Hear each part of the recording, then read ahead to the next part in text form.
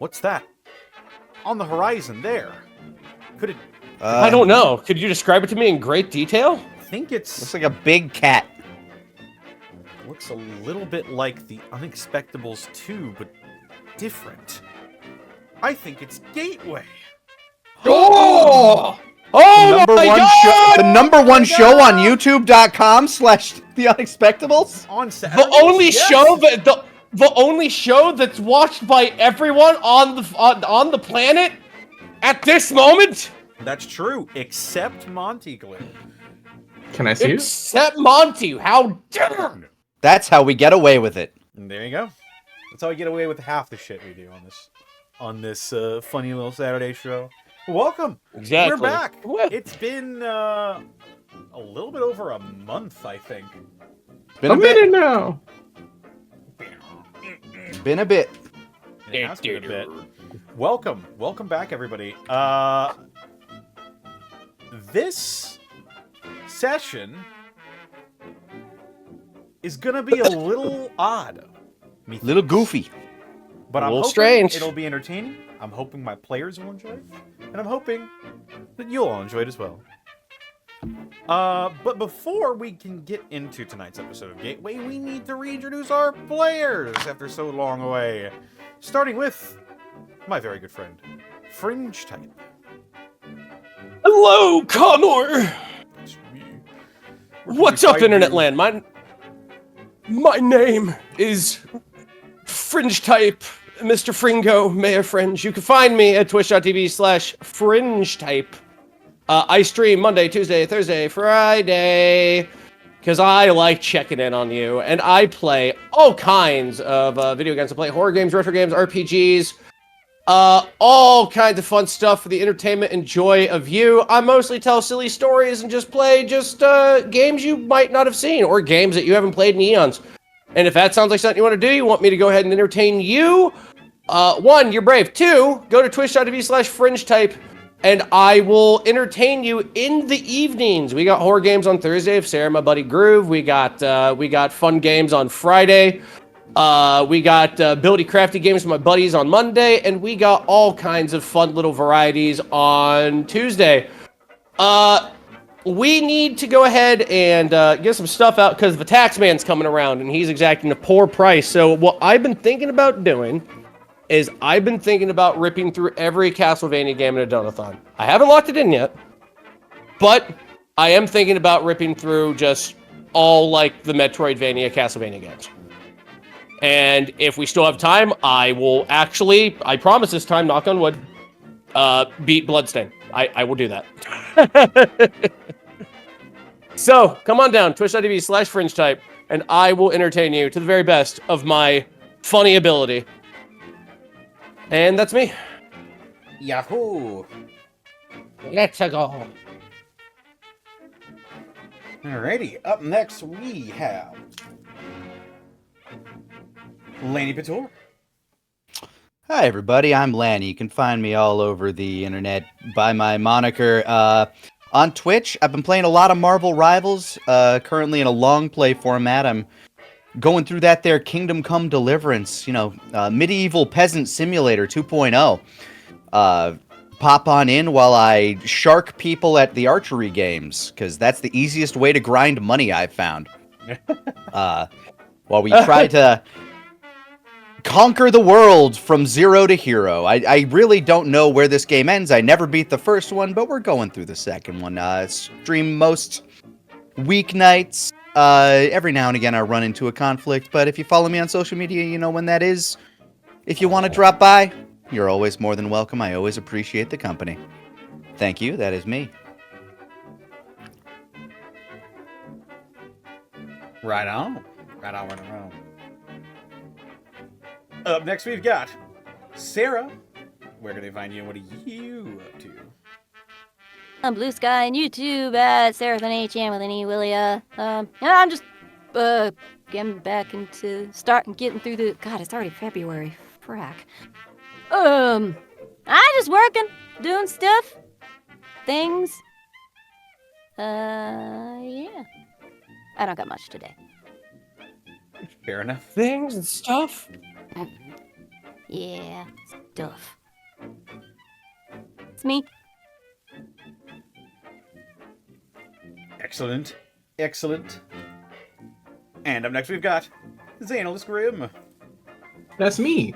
You can catch me over on my Twitch channel, twitch.tv/SanosGrim, where on Mondays we continue our Stalwart Souls D&D campaign with a few friends of the Unexpectables channel. And I think that's the only thing I have confirmed up ahead. I think we're taking a break from most of the other roleplays, but that's me for now. Right on. And then there's me. They can find Tell us about me yourself. on Twitter, Twitch, YouTube, Tumblr, Blue Sky, at Distortion Devil, Instagram, at Connor McKinley VA. You can catch all of my TTRPG-centric content over at youtube.com/devilsanddicerolls, and you can also check out the Patreon that I've set up for the channel and for that content specifically over at patreon.com/devilsanddicerolls. With that, that's about all I've got going for right now. Also, hopefully, if Monty is feeling up to it, Eve of Ruin next Tuesday. No. Yes. Looking very much forward to getting back into that. Yes, but for now, we've got a different game to get into. But before we can do that, I have to talk about our wonderful sponsor, Dire Dice. That is correct.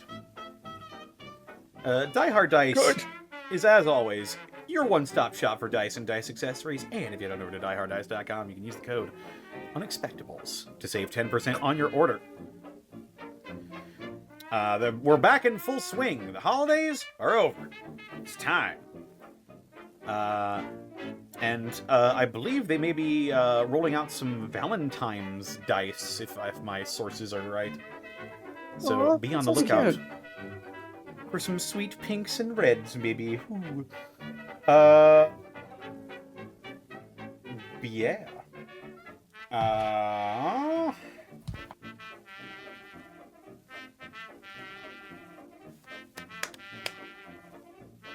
Yeah. Yes. Also, check out our merch store, our spring store. We have all sorts of fantastic new things coming down the pipeline. For those of you who are fans of Campaign 1 of the Unexpectables, you may be receiving some really nice treats here soon. But for now, all of our designs are available as all sorts of different products, and it would mean the world to us if you repped our merch and rocked on with all of your Unexpectable swag. And of course, we couldn't do this week in, week out without bits and subs from viewers like you. Bits and subs. That's Bits right. and Bits and subs from people such as Dark E Arts, thank you for the 57 months. 100 years Gateway. Good luck tonight. Oh my god, and we got a hype trade. Hot go. damn! Boy. Choo choo, mother. Oh my goodness. Oh my god. Lord Archive, thank you for the 30 months. No, 33 months. 10,000 years Gateway. Box Years Cheese, Gateway. thank you for the 10 months. Nerd. What? How dare you? So Scalfar, mean. Yeah. thank you for the 24... Wait, no. For the 59 months. Oh my goodness. Holy crap. Jesus. Chehalem Froggy's mom, thank you for the 59 months. Hi. Hi. And finally, Kilroy Von Lotwick, thank you for gifting a community sub to Sankizen. And with that, are we ready to get this party started? Yeah, I'm ready to get it started. But is the Bye, party chat. ready to get Apex started? I don't know. That one works. Shop Yes, a little bit. and. That's what we're doing. Let me right go now. workshop it. Wow. Workshop, it'll be good. Yeah. Don't get me started. All right.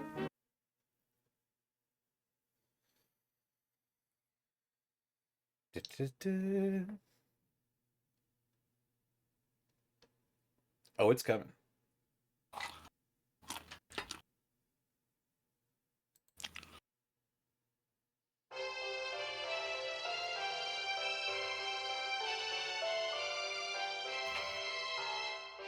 When last we left the runaways, Apex the Wildman, Louise the Scavenger, Alvin the Mechanic, and Theo the combat medic. They had been conscripted into the plans of Delilah, former mayor of Westport, and Barry, friend turned enemy to Louise. In the preceding days, they planned, made alliances, and gathered supplies for the mission ahead. Apex freed a gathering of slaves from under the heel of a family chem dealer, and Louise scouted out the town's barracks. Now, with the night of Deuce's inauguration party upon them, will the runaways keep it quiet, or will things go loud?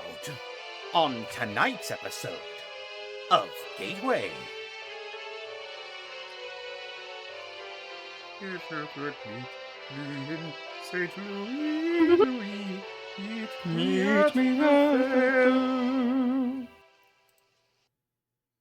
I didn't know Kermit was going to cameo. This is the best day ever. This very humanoid-looking frog mutant trots back into the water. He was later devoured by a mirelurk. That's true. We never heard from him. He would devour the mirelurks. Like a god to them. Oh, I forgot it. It went mirelurk, larva, then queen or king, and then Muppet. Kermit. That's how it goes. Oh, just Kermit. I'm sorry. Kermit specifically. I'm sorry. Beaker ain't standing up to them. No, Beaker's the Deathclaw.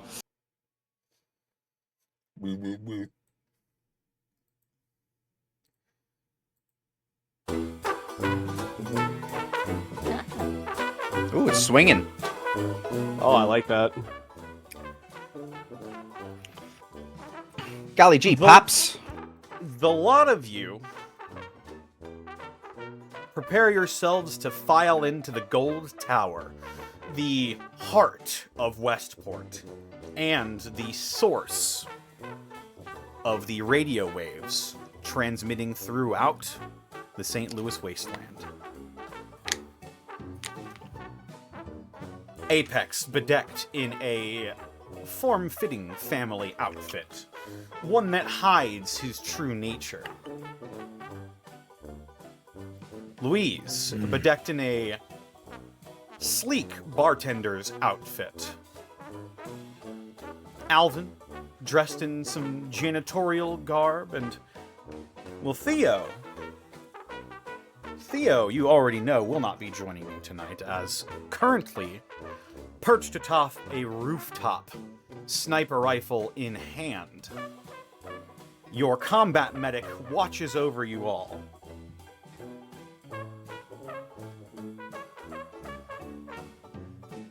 Can I just point out, I really like how farty the trombone or the trumpet is in this. Oh, yes. Oh, yeah. It's nice and farty. It's a farty song for a farty man. A farty party. Deuce is your target tonight. Yeah, I just had a run-in with him, if I recall correctly, where I heard he was giving instructions to some of the boys. That is correct. He's been made privy to the fact that one of his men is missing. Nah, Awkward. Don't worry about it. Don't worry about it, man. Don't worry about it. Don't worry about it.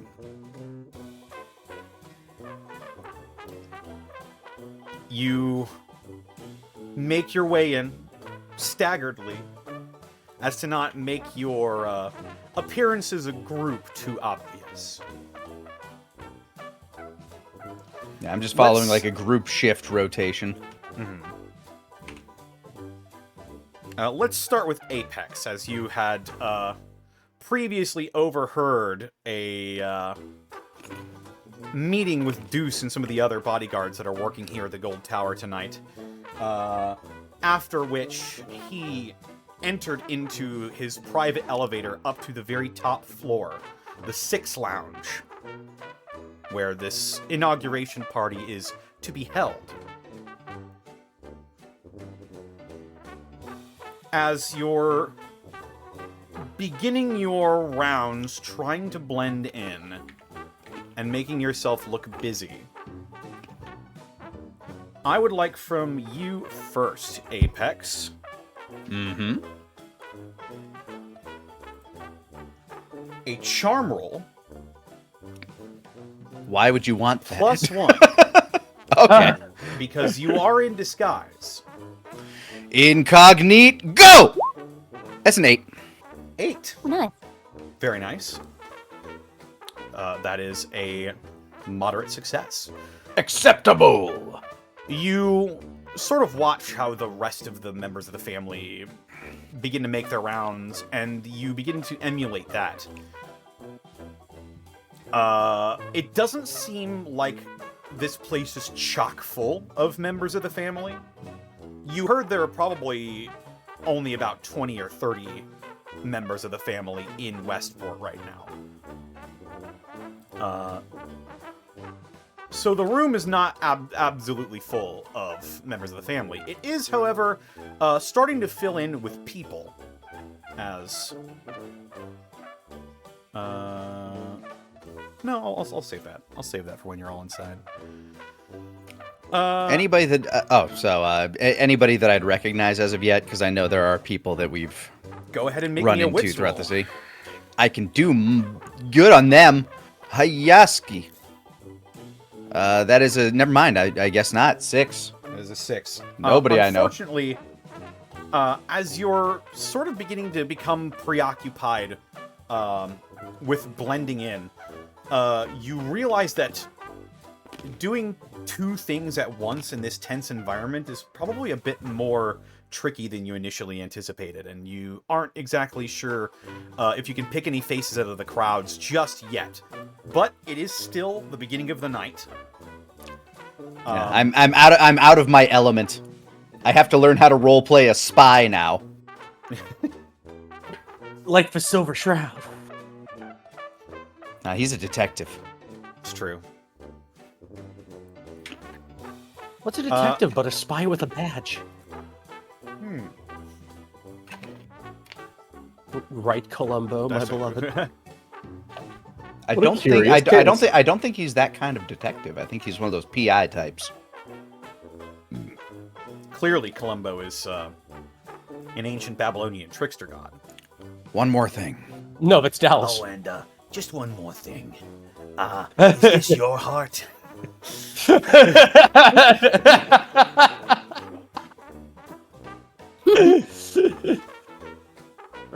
Yeah, so I'm focusing more on keeping myself incognito at the moment, I guess, as opposed to spotting things, because the night's just getting started. That is true. That is true. You don't believe your cover is compromised in any way. You haven't garnered any looks.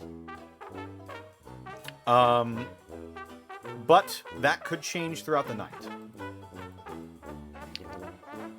Well, I keep up my my busy work of standing in corners and rotating as I see necessary. Mm-hmm. Alvin, Yes, sir. you begin rolling in a large janitorial cart into the gold tower. Unbeknownst to everyone around, probably only known to you at this moment, in this cart is not a slew of janitorial equipment, but is instead your party's equipment. What little you could sneak in that would not be absolutely bombastic to try and sneak into a place like this. You look up to the second floor of this large golden tower, and you see a room that is very familiar to you. The room is largely dark and dimly lit. And you know it as the radio room. the place where Toby Blunt once recorded his dulcet tones and musical selection and broadcast it to the St. Louis Wasteland. And as you begin making your way to the second floor, you were given a key by Barry. Basically an all-access pass. You unlock the door to the radio room, where you know a familiar console, the controls of the recording devices in this place. You begin to look for the bugs that were set up previously by you at the end of the last episode. Could you make me a smarts roll? Yeah. I gotcha. Let's go, big brain. He says as he clicks his icons. There we go. And we got a... What's the number of the day here? 9. 9. Oh, hang on. I'm going to adjust Overseer a little bit. Just kind of scrolled up. There we go. Yes, 9. Okay.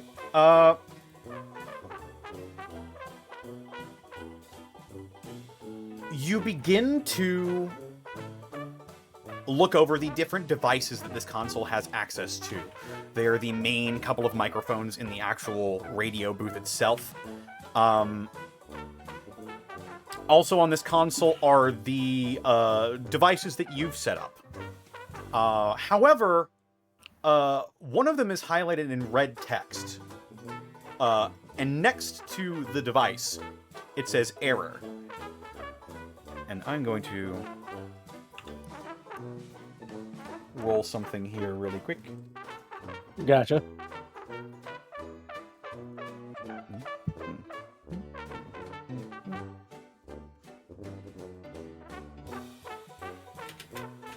Okay. The leftmost bug in the room, this one right here, if you can see my pings. All right. It appears that something is interfering. You listen in and you hear some interference. Some harsh static interference. And you know that you can go up and try and fix it. Or you could stay here, avoid suspicion potentially, and see where the night takes you. Deuce could end up not going to the western lane. Or he could only stay there. Time could only tell. But this early in the night, you know if there's going to be a problem, now is the time for it. With that information... Oh, sorry. Just clearing my throat. You're right. With that information, Alvin, would you go up to the 6 lounge to try and repair the bug? Statistically, I will say, if the bug is not broken, it is... there is some interference. You'll receive a penalty if you try and listen in on any of Deuce's conversations. It hasn't started yet, and they're just pulling in. I think now would be the time to swing, unless there's a way I can contact anybody. We don't have any walkies or anything like that, right? We have earpieces. Yeah, we do. You do have earpieces. Oh, we do. That were given to you by Barry. I know that Apex is patrolling, so I might go ahead and shoot him a line on the horn. I think it's an open channel, but yeah. Oh, it's an open channel. Shit. Well, for us specifically. Yeah, you just be talking to us. Oh, I'd be talking to all of you. Okay, yes. That's better. That's what I want. Okay. Just shout like, "Hey, Deuce! Alvin said." Oh, fuck. Yeah, the only thing to keep in mind is Barry and possibly Delilah can hear us. All right. Yeah, I'll go ahead and hit this first, and then that will go ahead and judge what I do next. Hey, Apex, you hear me, bud? You do, in fact, Is there Alvin. is there anybody around me? There are like a couple of well-dressed people that walk past you. There's no one like near you. Like I said, the crowds haven't gathered quite yet, but there are still people in the building. I activate my transponder and just kind of mutter a. All right. Don't try to get too buggy now. But if your wanderings take you toward the west lane, one of the bugs there is compromised. It's nothing big. I get some static off of it, and the air light's gone up. Might have to just go ahead and just give it a twist or whatnot. I left it under one of the tables in the middle of the west lane. While you're wandering, if you just want to go ahead and just give that a little twist, that should go ahead and fix it. Or if you want, I can go ahead and go on up there. But I'm pretty much saddled in the Radstag right now. Am I in the room in question? You're or am not. I patrolling a? Okay. You're patrolling the lower levels of the gold tower. The bug is placed in the very top level.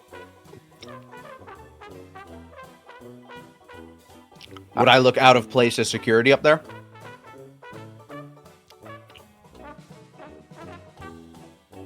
I'll go ahead and say for free, probably not right away. You expect, and you were told as much by Barry, that a lot of the security detail, if not all of it tonight, is strictly members of the family, which you are disguised as currently. Mm-hmm. Okay. Then I'll start kind of like meandering my way that way. I just kind of like say when I'm out of earshot of everybody, see what I can do. All right. You go ahead and tell me if it's still kajiggered, and if it is, I'll go ahead and I'll go ahead and take a look. But I figured we go ahead and swing it now before it goes ahead and becomes a problem later. Yep. So I just kind of maintain my composure as I walk around, looking for security threats, both for myself and for the people I am technically working for.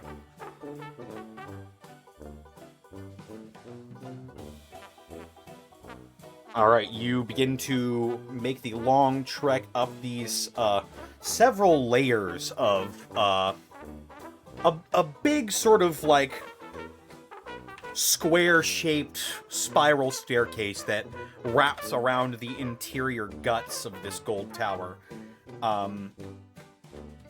You see on all sides of you different sort of office areas or shops, restaurants. This place is chock full of different businesses. You make your way up a final staircase where you see two members of the family guarding a single door.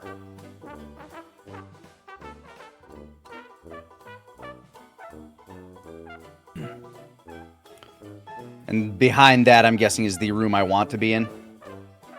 You can assume so.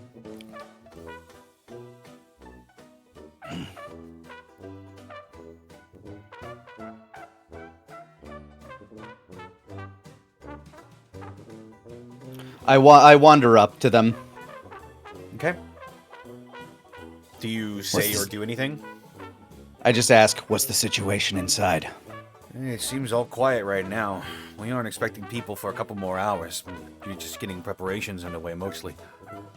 Mind if I make one more sweep? Yeah, go right ahead.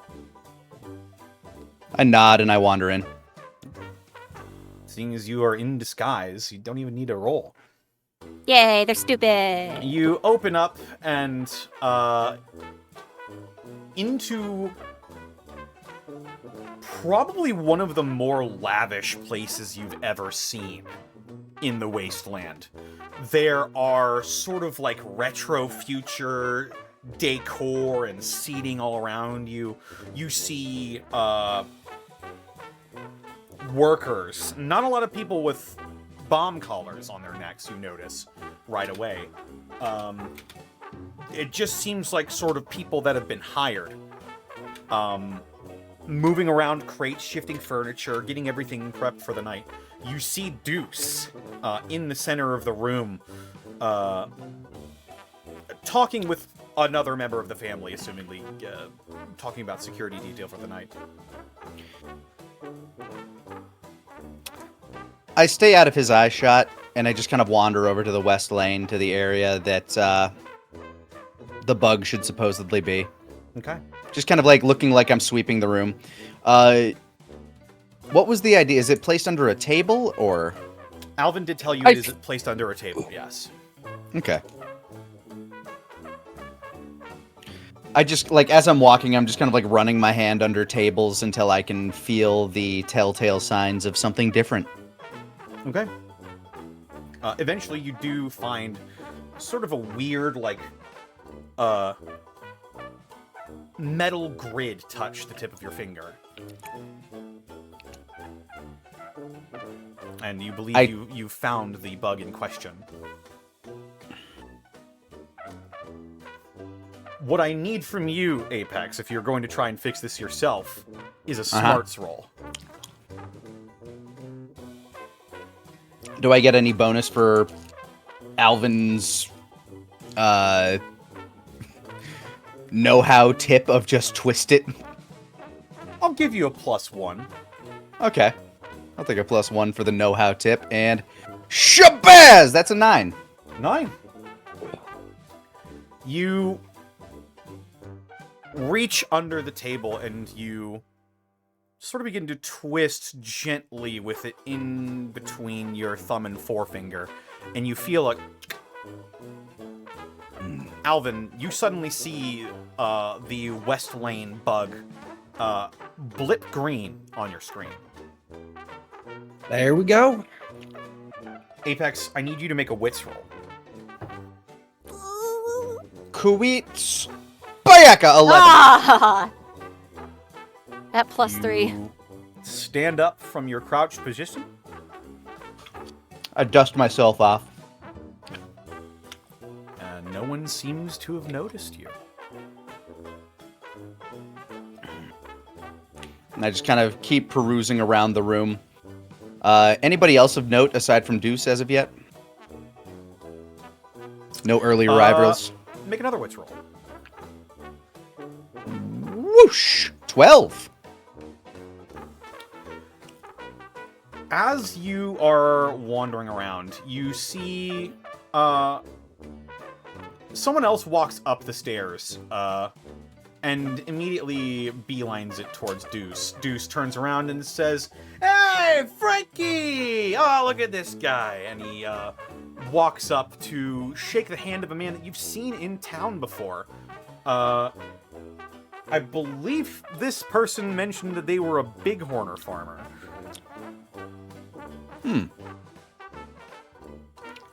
Traveling from a couple of commonwealths away to this place.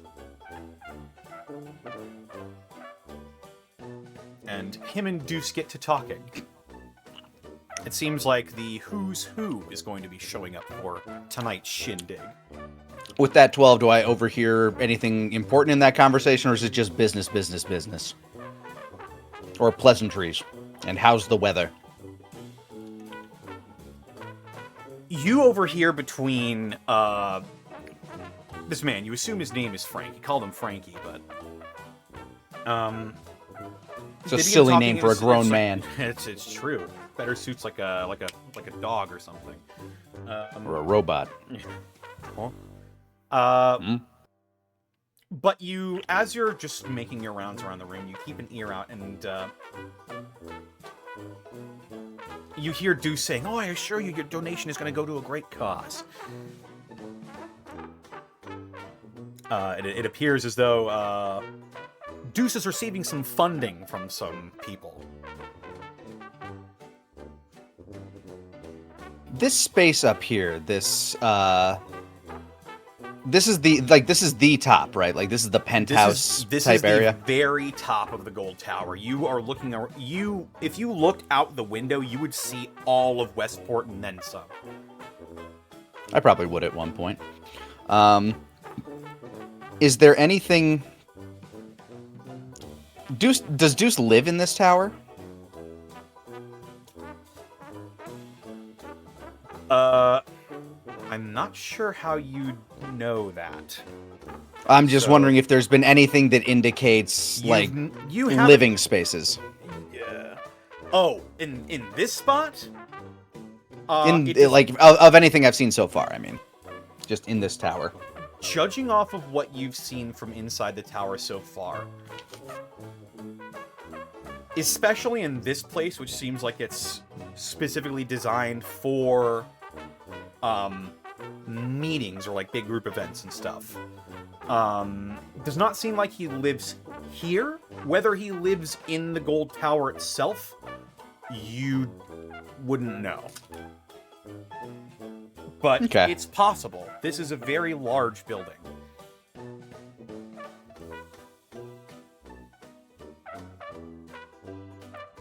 I continue my sweep of the space, and then, assuming I'm not called to do anything by anybody of authority, I'm going to make my way back down to keep my cover. Right on. You are allowed out without muss or fuss. I just tell him, everything seems on the up and up, and I wander back down. All right. Good looking out. Keep your head on the swivel tonight. Never know what might happen. Indeed. With that, we'll actually pan past Apex's shoulder as he makes his rounds again. Back up the stairs and into the 6 lounge. To the bar, the large island bar in the center of the room, where Louise, in disguise, is already placed. Who? Louise, you've been given a tutor that is in Barry's pocket. Alright. He has given you a copy of the bartender's guide. And you've spent the last couple of minutes here practicing making drinks, memorizing recipes. And for the last little bit here, he's been just like polishing glasses, making sure everything's been stocked. You've been helping with him with this as well, intermittently, and he's just been quizzing you over and over of different drinks. All right, Louise. Let's go with a simple one this time. Martini. Alright. As I do my handy dandy, yes, I did my homework. That's, gin or vodka, dry vermouth, and ice. You got it. Right. Okay. I think you might be ready for tonight. Does a thumbs up. Huh. Feels good. Think I. Yeah. Thumps herself on the chest. Got this. All right. And I'm going to remind you, it's not just Deuce you're serving tonight. You're going to be making drinks for the entire party. Nods. Roger that. Be too simple otherwise. Grins. Yeah, well, you haven't had to work any dinner rushes.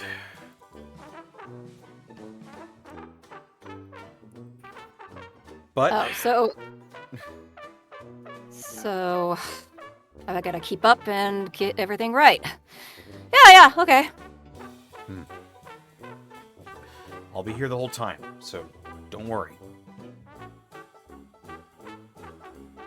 Gives a little light knock on the shoulder. Thanks for the help. As you are beginning to stock your selection of spirits and mixers for the night, at the bottom of one of these crates, you see sort of a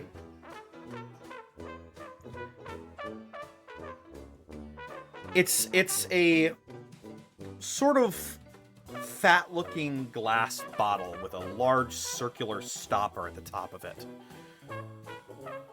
Do I need to roll to infer what that is? What do you think it is? I assume it's the drug we're gonna give Deuce to make That him is- more chatty? That is correct. What you see in front of you is your dose of Jabber, a chem concocted by Barry himself.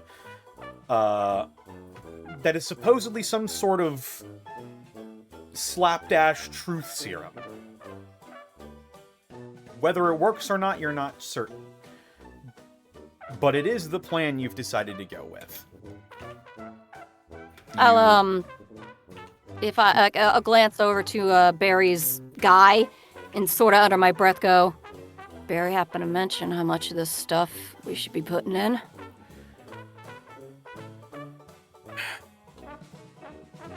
It's not very potent in low doses. I think we're going to have to give it to him at a couple of different intervals throughout the night. I'd say you can try and sneak in...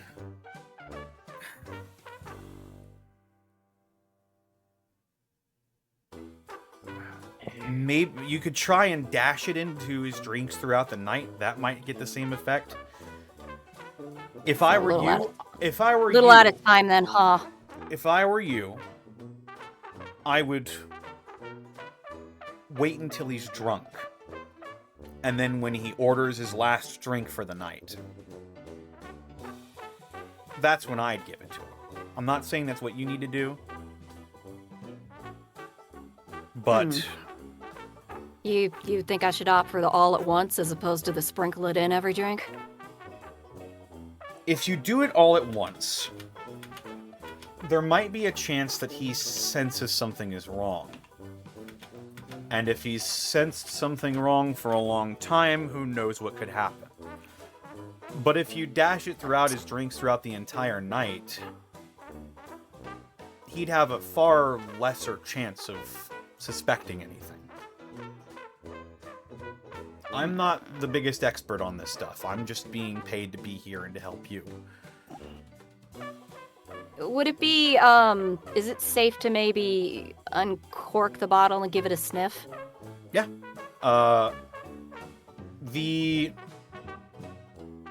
You uncork the glass stopper with a... And you hold the sort of odd-looking bottle up underneath your nose. You notice that it is largely scentless.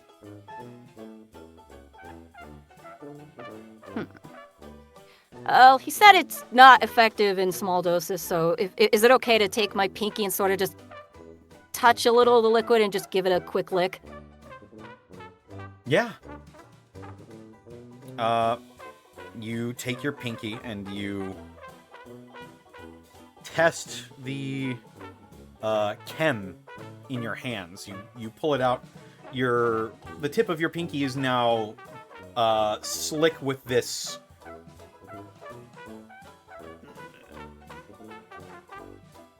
not oily, but it sort of clings to you. Do you taste it? Yeah, I'll just try a little on the tip of my tongue. Immediately you get a very sort of bitter taste on the tip of your tongue. It's not overpowering. It's not like you bit like raw chocolate or anything like that. But you think definitely in higher doses it would be noticeable in a drink that is not bitter. Yeah, a lot of that's going to be noticeable unless he orders just the right drink.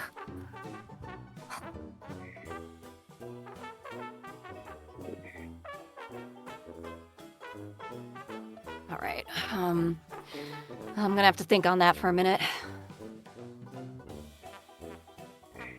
Ain't gonna lie, I like your idea better just in case it spreads itself out too long over the night. It's your call. Right.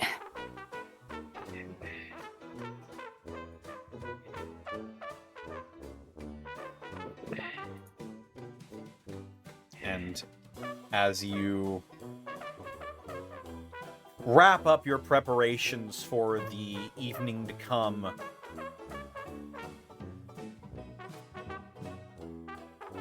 we'll sort of pan out from Louise's perspective in the bar, past the Golden Tower, onto a rooftop adjacent to the Golden Tower. Perched atop this rooftop, clad in the colors of the family,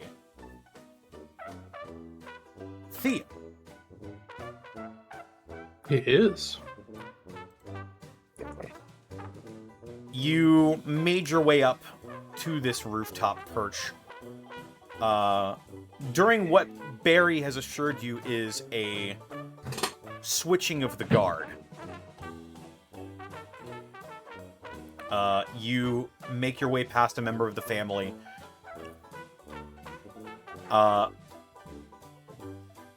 Barry told you that near the end of the night there will be another switch.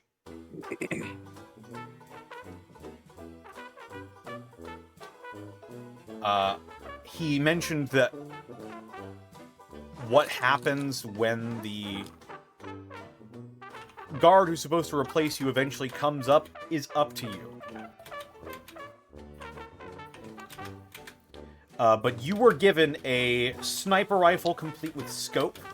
You've got a great perch to view the entirety of the street level of Westport. You can see inside the building and a couple of floors, and most importantly, you have a great shot at the inside of the lounge.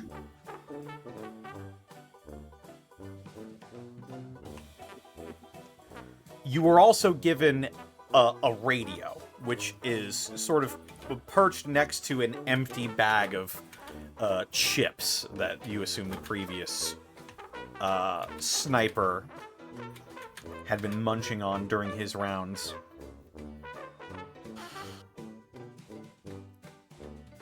Theo will take a fistful of chips and chomp on them if there's any left. There's a couple left. There's probably like one or two. You grab them. They're beyond stale. But it is sustenance. As you begin to observe the scene below you, I would like you to make a wits roll. All right. 10. 10. You begin to scope out the street level of the of Westport. You can see as the golden sun begins to crest past the horizon, the orangish yellow light fading away to red as the sun begins to dip lower. More and more people are beginning to enter into the nightlife of Westport, and more importantly, you see a large group of people beginning to shuffle towards the Gold Tower.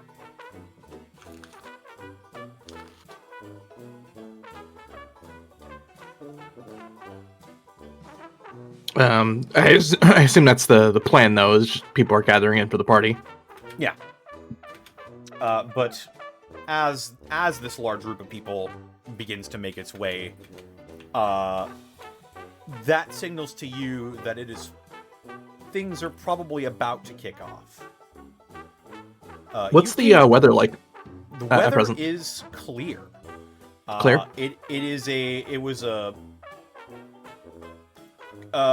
It's getting to near autumn at this point, actually. Okay. And so a very temperate, clear day is what this was. Beautiful day for Gotcha. the party. And roughly time of day? Sunset. Sunset? We're hitting that golden hour soon. Yeah, it's probably about 4-ish, I would say. If that's the case, just in case things go long, Theo's gonna start trying to mark out where the various street lights or string lights and or interior lights for where he needs to be looking are located, just in case any of them are out. Yes, you absolutely do make a note of that.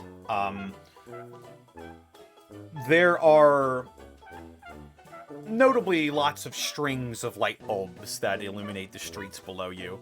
A couple of large, very nice-looking lampposts that sort of curl up and over and have light bulbs that mark individual spots of the Westport streets below. If you're, what's the purpose of memorizing these, if I might ask? Just so if it gets particularly dark, he knows roughly where, okay, if someone's walking from this position, I should aim right about here in case I need to take a shot, kind of thing. Absolutely, yeah. You definitely can memorize those positions and different sort of exits and how people might take them.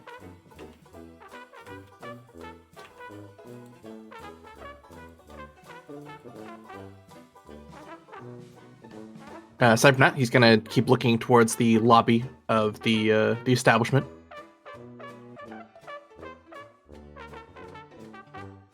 You begin to scan through some of the broken windows that you can see through in this place. Looks like they've been taped up, but with clear tape rather than anything opaque. It seems like whatever they had on hand was good enough to block the wind from getting in. And you can see people beginning to slowly make their way up this large spiral staircase up to the very top floor. The elevator in the center of the tower slowly coming back and forth over and over.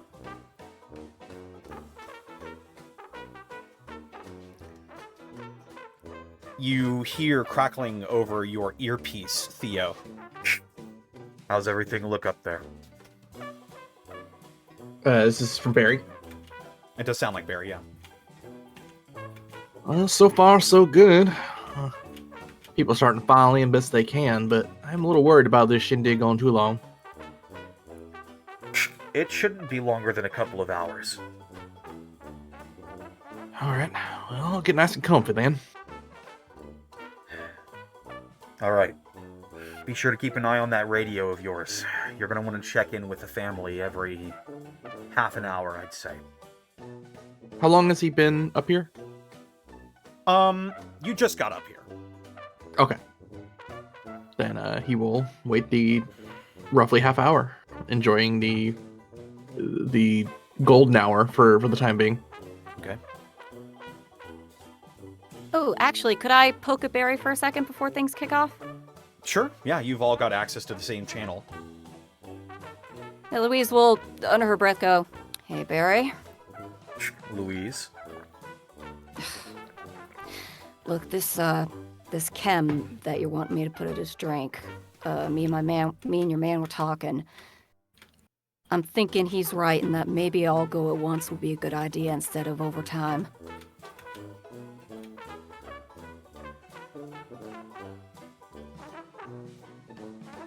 There's a long pause. That could work if he has a drink that he's not used to. That's what I'm thinking. Do you know, since I gave this stuff a bit of a whiff, it's a bit bitter. Do you know any drinks you could, if you're going to be around him, and when he's good and drunk, you know any drinks you could ply him to try that I could then slip that stuff into that he wouldn't notice as much? Didn't really hang around him much when I was in the family. I can try and talk to him tonight and see what his drink preferences are, and if I find a moment alone, I can relay that information to you over the course of the night. But I'll know what to look for. All right. Keep me posted. Will do.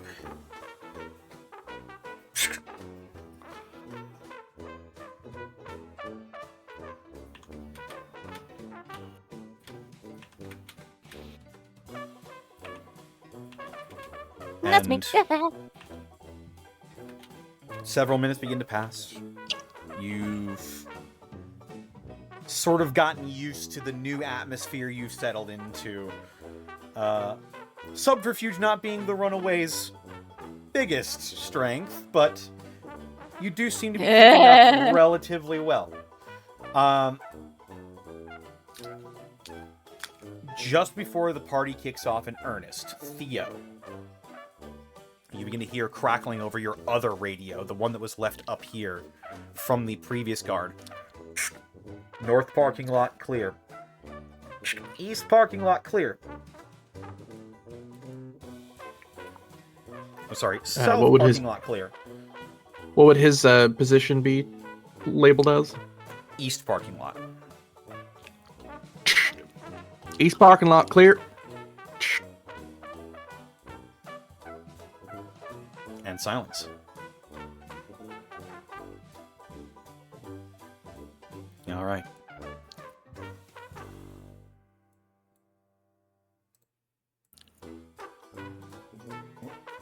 Enough. As the night begins to kick off in earnest, the sun now having crest fully over the horizon as night sets into Westport.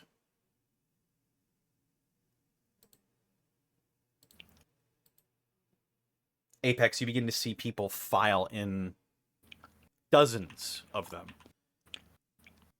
It seems that a lot of people are really trying to get in a good word with the new mayor. The streets around you are practically all but abandoned, save for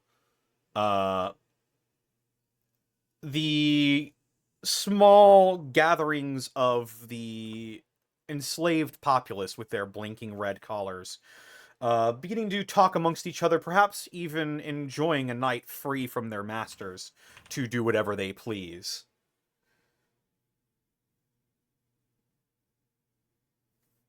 I just keep my eyes scanning the crowd. Keep my head on a swivel for anything I might need to intercede on. As I slowly make my rotations.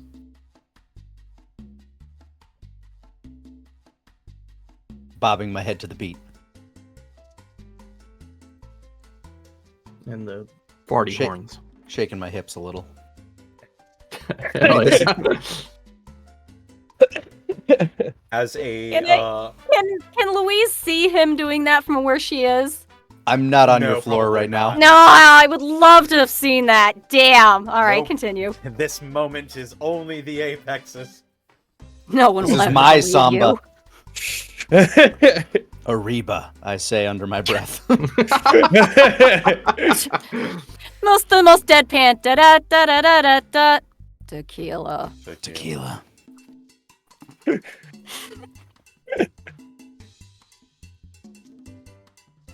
The party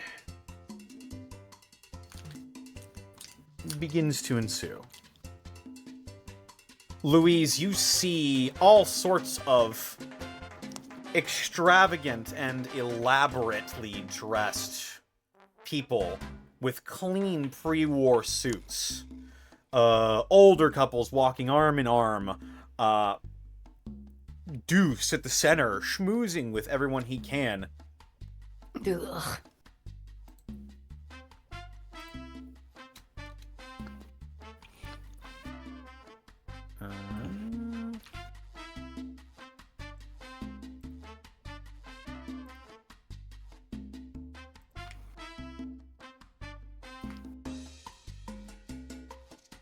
Your instructor begins to take orders at the bar. A sort of portly older gentleman with a large drooping mustache comes to sit at the bar. Nice night to you, young lady. Evening, sir. What can I get you? I think I'll start the night off with a gin martini, if you don't mind.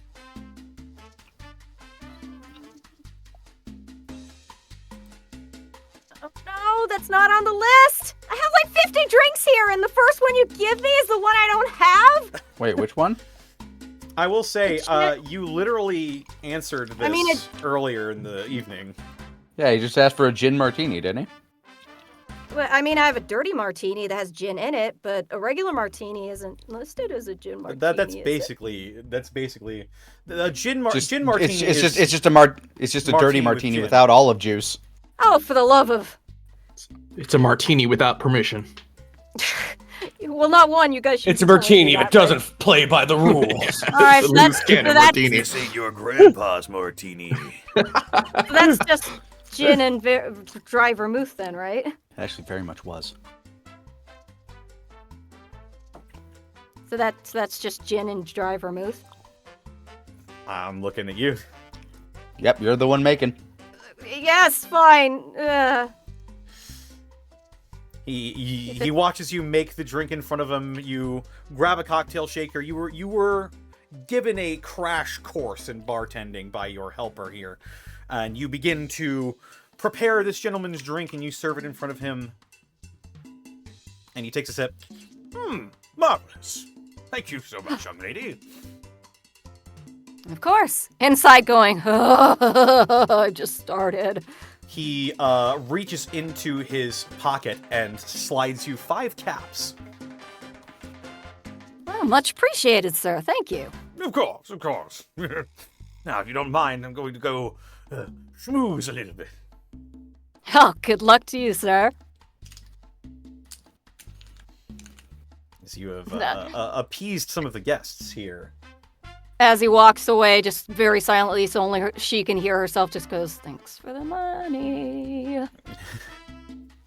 Okay, that was 5. I have to add that now. 5 caps. Where is my We're doing edit button? subterfuge and getting paid. It's like, I got money? I get money for this? Oh, it's like, this isn't so bad after all. Alright. Got that. Remember, Sarah, if you get a drink wrong, just start gaslighting. It's like, Hold on, I get paid. Like, sir, don't you know? Like, all the stylish people drink it this way now. Yeah, exactly. I get paid for this? Maybe capitalism ain't so evil. Wow, this is how you feel all the time, Barry, conning people in different roles. Suddenly it's like, that day, Louise's capitalistic heart grew 3 sizes that day. I think that's literally what caused Fallout. Yeah. A dirty martini? Capitalism and capitalism. gin martinis. Yeah, of course it did. No, I was just saying about the martini. I'm just like, a single martini caused this? Gin martinis caused this. Gin martinis. Gin martini. Ugh. Well, my great-grandpappy told me never trust anybody who drinks gin, but that's just me. Granted, he used to drink gin, which I always thought was really strange. He did. The man pounded that shit. Ugh. I think his truck ran on it. The lot of you hear crackling over your radios. All right. I'm making my entrance. Let's make this count, people. All right. As Louise, you alone, watch Barry, clad in full family garb, walking through the doorway of the elevators. He steps out, and immediately when Deuce catches his eye, he says, "Barry, you got my invitation! Oh, it's so great to see you again! Oh, man, I haven't seen you since everything went to hell! How you been, man?" And Barry replies, "Hey, you know, well, I've just been trying to survive just like everybody else. Ah, ain't we all, ain't we all, ain't we all?"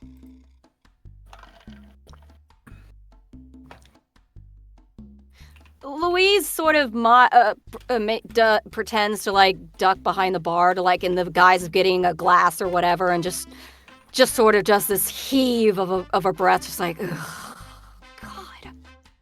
Okay. He takes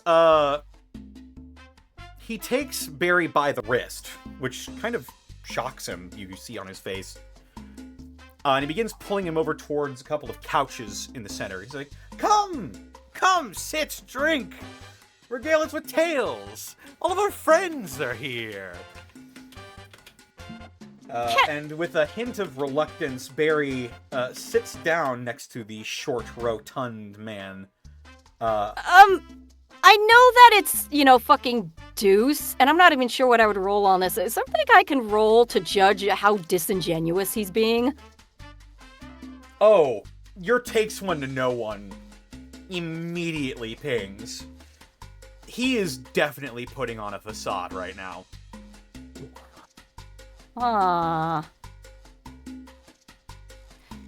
Yeah, again, she'll sort of duck a little behind the counter again, but under her breath inside to the broadcast thing for all of us, including Barry, she'll murmur, "Heads up, Barry. He is talking so far out of his ass, it may as well be smoking." Where you at? Who, me? No, where's Barry at? He's, chatting up Deuce at the moment, so I wouldn't expect he can answer you back at this moment in time. Oh, fancy. think- Where they at? In the room 'cause where of the are they bugs. at? Well, as Deuce and Barry sit down at a couple of couches,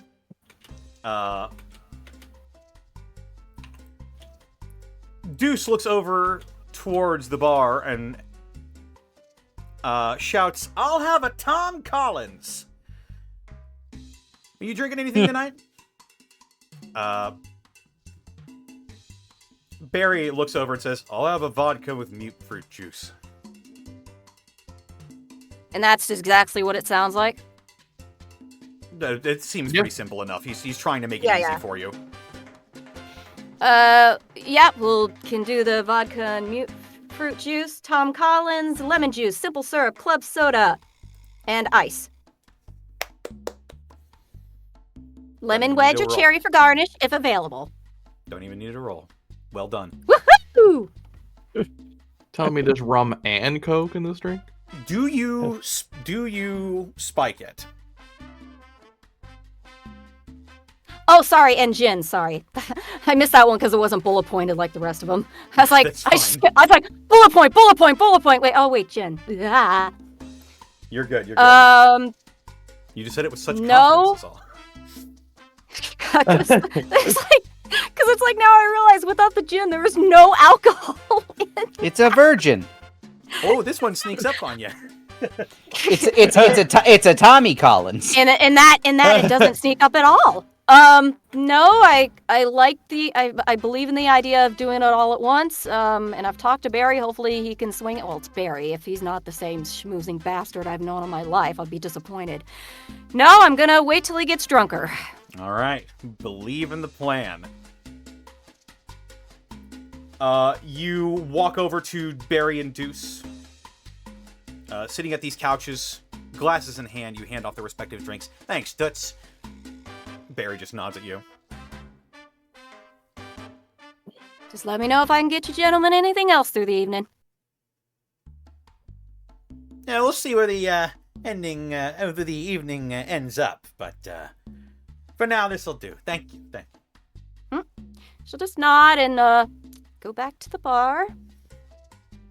Deuce fucking downs the entire thing. Woo! Ugh, that was good. I ought to tip whoever vetted the bartenders tonight.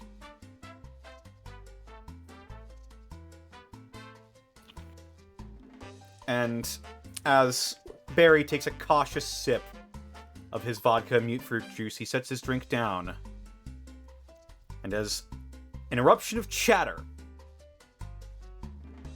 marks the true beginning of Deuce's inauguration party, this is where we're going to take a quick break. All right. Woo! Gotcha. All right. I'm gonna run to the bathroom then. It's like, yay, I did my homework and I did so well. Glad so far. I'll go bathroom too. Cute. Good evening, chat.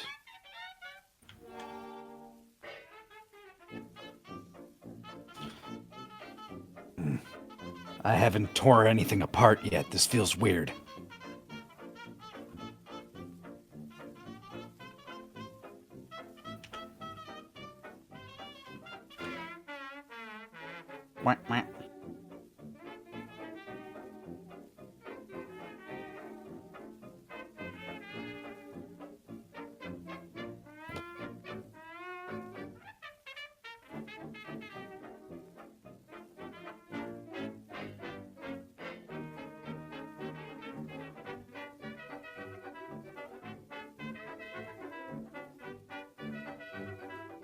I am sweating profusely.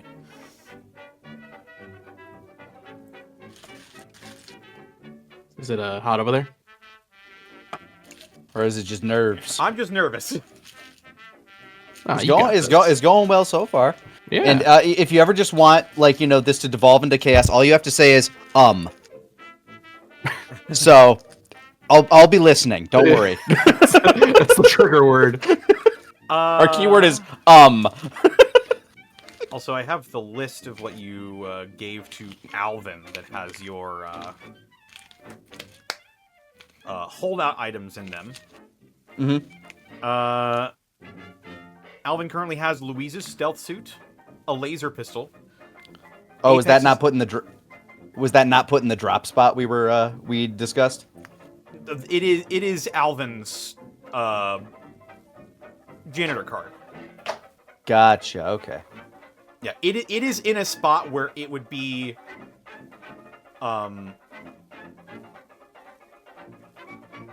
It's written here. I just sat down. Barry's bag is in the janitor's closet, the floor below. yeah. It's in a spot that's out of the way, but it's not like crazy inconspicuous. If things are about to go down, you probably won't have to worry about that though. Fair.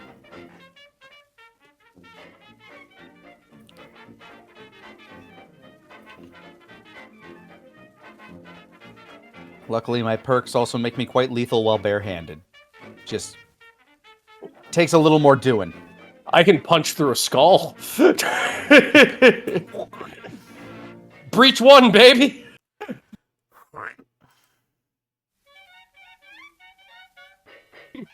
And that's without the psycho. Just imagine. I saw Red Hand punch through a truck. Hi, Mr. Steak. How are you, buddy? I'm always a good puppy. Yes, you are. Yes, you are. My sweet hound.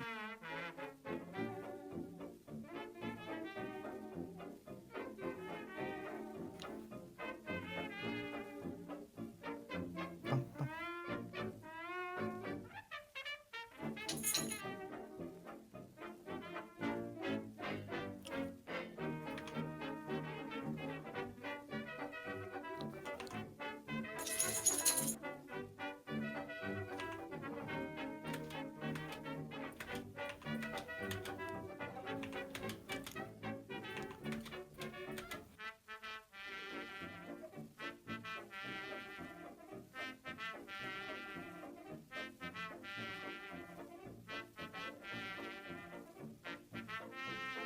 How is Mr. Steak?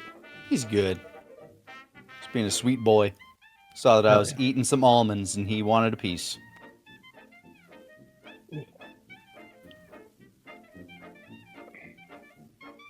There's an outdoor dog that I took care of for a couple days. I took care of for a couple days. I thought it was the neighbor's dog because we have this old lady around where she has a dog that sleeps outside. I guess it's just the way it is. But that dog has learned every evening to click drag itself over the little fence, and it just goes on little dog adventures.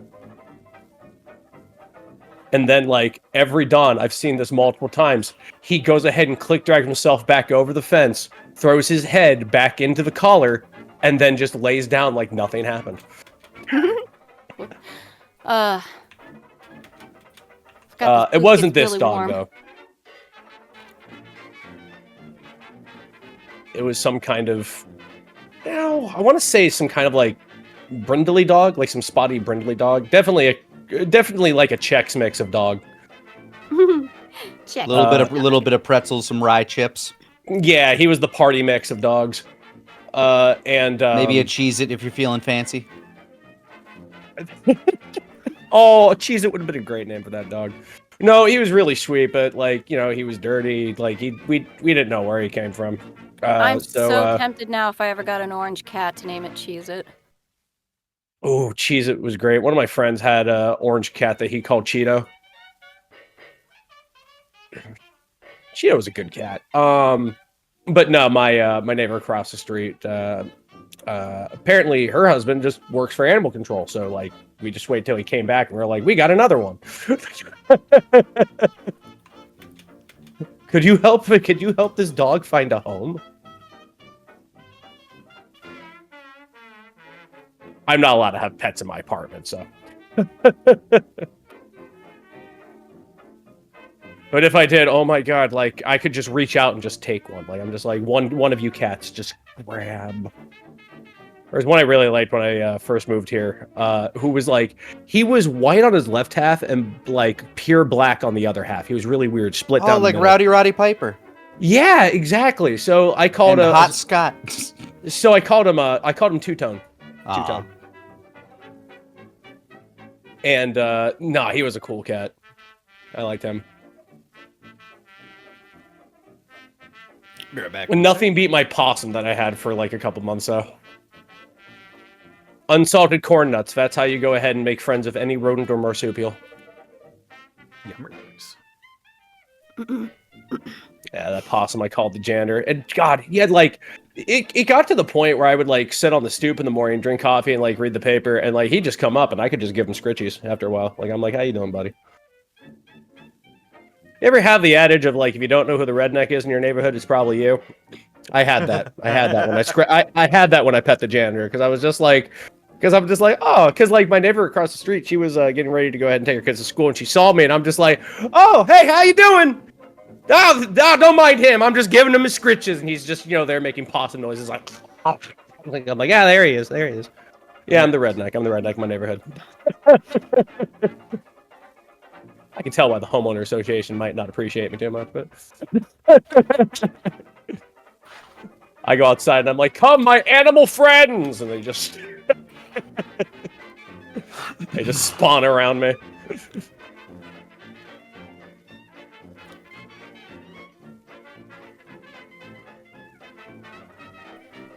Ugh. Ed's burning that one cantrip candle. I think it's like the tavern. I think it's a whiskey and wood or something. Which I wasn't sure about when it was like unlit because I was just like, I don't know, but it's actually quite nice when it is lit. So I'm like, yeah. It's really good.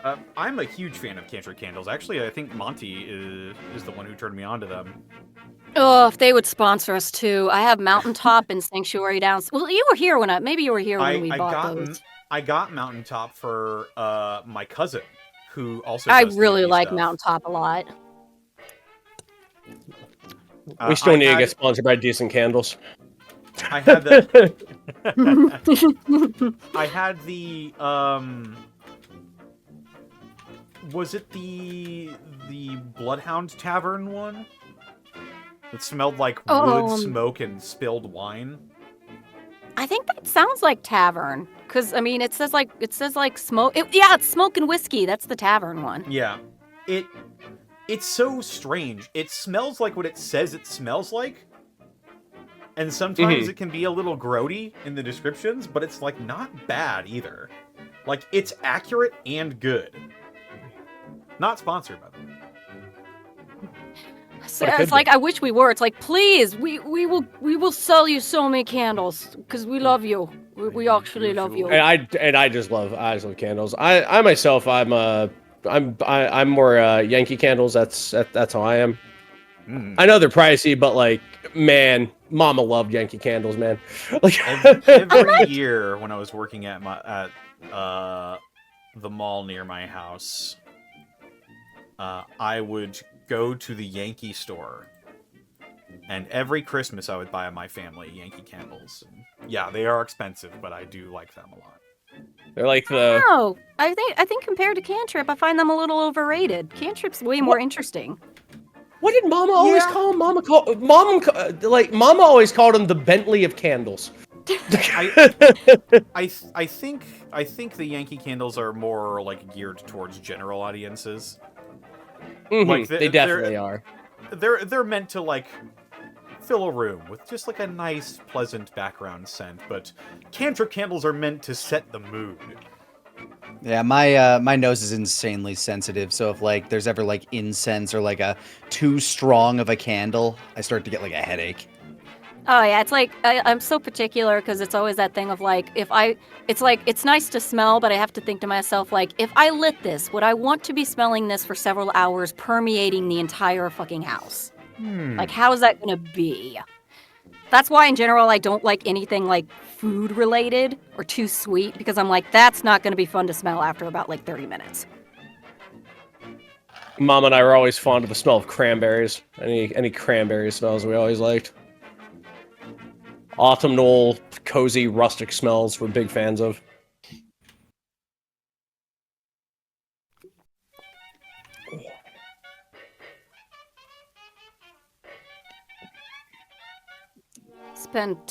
Me and Phil have spent like time being like sniff, sniff, sniff, sniff. None of these are good. It's like, yeah, I know.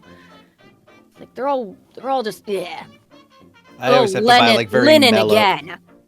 Yeah, I always have to buy like very, like, honestly, yeah, kind of like that kind of scent. Like those are the kind of things that I can deal with. If it's too pungent, like again, I get headaches. I fucking love scented candles.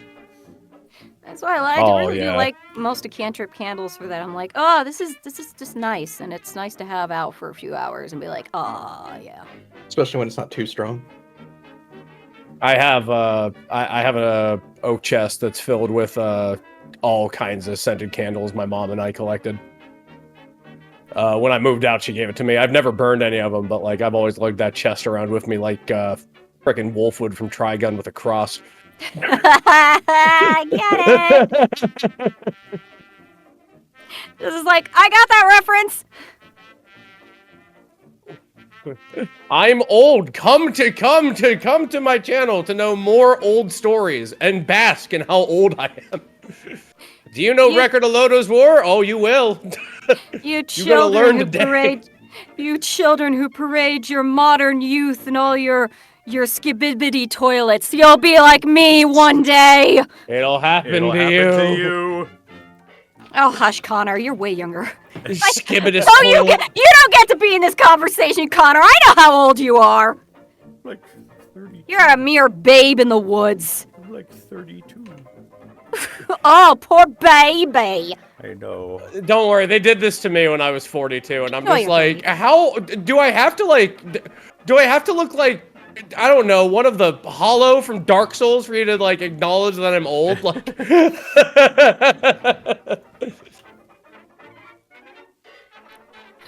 I had a thing where like We one have of the things. one of the people who worked on Extreme Ghostbusters was all like, oh, it's so nice. There's somebody talked about it, and he was just like, oh, it's so nice that people enjoyed our show. And I was like, oh, I loved Extreme Ghostbusters. That was like one of the things that when I had all my VHS taped off of TV crap, that was like one of the ones I had all of them on. And then I'm like, oh god, I feel old.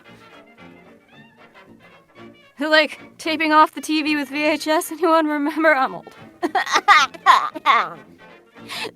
Sailor Moon, Pokemon, DBZ. Inuyasha. They're all there. Inuyasha.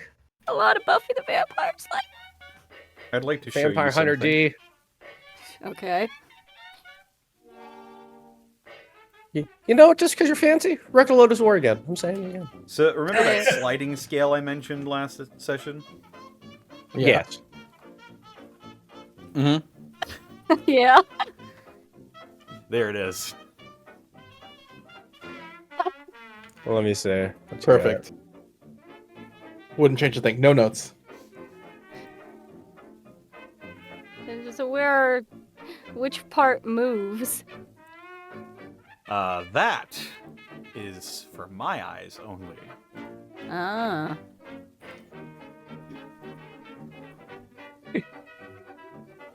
I just like to think as it gets closer to the red, it just shapes into an Among Us. Is it just that red box?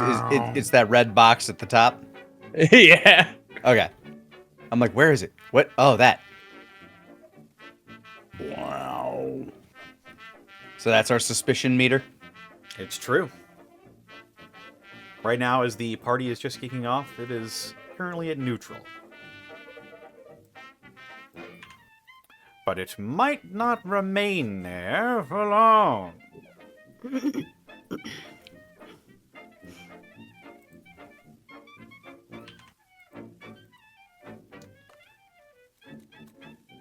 Oh. You alright, Sarah? Yeah, just contemplating the heat death of my own demise. Heat death in this economy? Yeah, You'll be lucky. You'll be lucky if you get cold death. You'll get cold death and you'll love it. They'll just kick me into the river when it's dry and be like, there. Be like, it's not even water in here to drown in.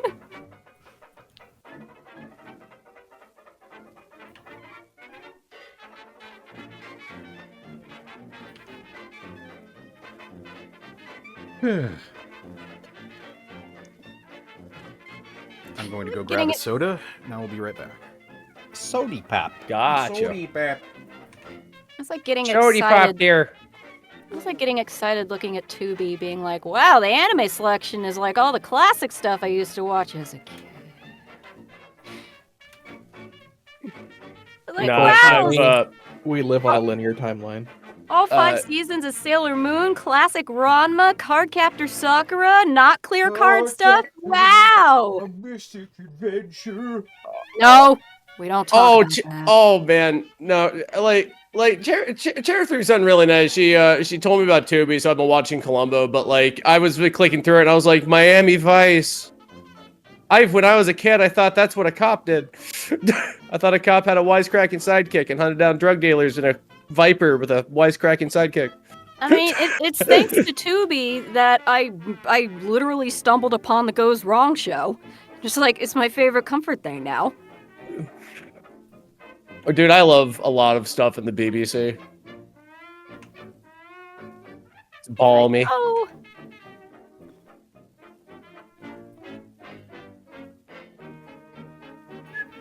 I mean, because I was literally like that meme of Leonardo DiCaprio in Once Upon a Time in Hollywood when I was watching the Lodge episode, and suddenly they did the bit and the camera did the thing, and I'm like, oh, that's the thing from Rabbits of Alerts! Snap, snap. Blodge. Do do do do do do. Yeah, my buddy Stacy Kaiju Fluff, she got me onto the Goes Wrong show. Her and I like to watch the BBC together. It's really fun. There's so many fun shows on there. Chris, you're having a shocker. This is not your best work.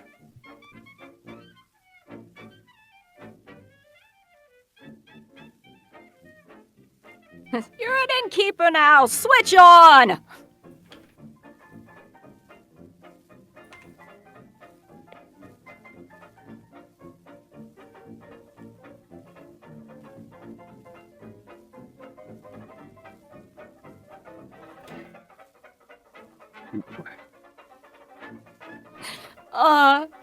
I was like that stuff too. It's like I saw like Tubi has like frickin' Angel Tales, and I was like, oh my god, I remember actually trying to watch that show in college. It was the actual plot when I think about it is so depressing. Because it's basically like, hey, what if you had like a guy who over the course of his life had like had a pet, except that every time he tried to have that pet, it basically died on him. And then they all came back as cute girls. It's like, You had me in the first half there, not gonna lie. because it's just the depression of like, you basically accidentally or inadvertently killed all your freaking childhood pets. That is really depressing. Oh, like that girl in Tiny Toons. Yeah, I'm trying to. Someone will Who have the to fuck like. was that girl? Jesus Christ, I can't remember. Oh, her name. Elmira. Elmira! Oh my god, thank you. I don't know, because like I don't know if You're all of driven me them were insane. really his fault. Because I know like the main girl's like was his goldfish, and I think it was something to do. Someone has to pull me up on this because I can't remember this plot that well. It's been ages. I feel like it like something. I think it was like during a thunderstorm, the power went out, so her like filter thing or whatever went out, and she just died. Mm-hmm. And like the girl who was like his parakeet or bird or whatever, like somebody left the cage door open and it couldn't fly, so it tried to fly because it didn't know that, and basically just like killed itself crashing to the ground. I'm back. Welcome back. Welcome back, I've buddy. got myself some Canada dry. How dry is your Canada? Toast to Canada. Canadians, how dry is it? How dry is it? It was so dry. Though apparently Canada Dry or whatever it is actually not a Canadian product. Oh, I feel It's just dry like Canada. Yeah, It was so you've been dry, lied I to. looked like Saul Goodman at the end of that one episode where he walked through the desert.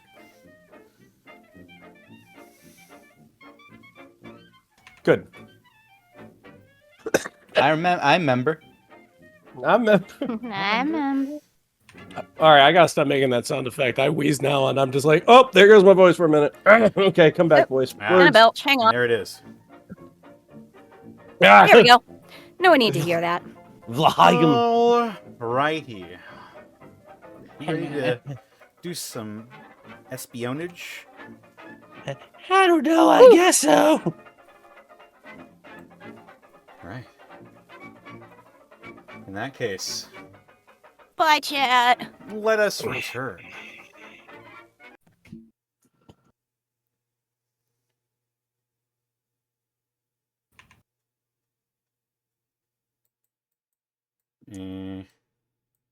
What does this button do?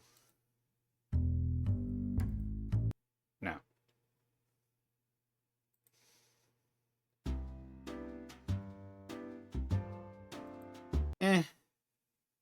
We'll stick with the salsa.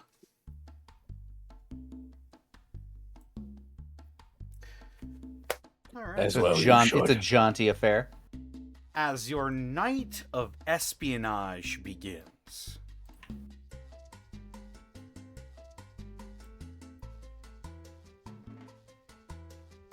you get to see how well your map played out.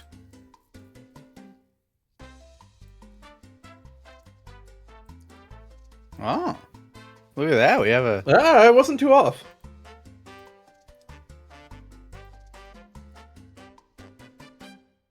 Hey, As currently, Look at us.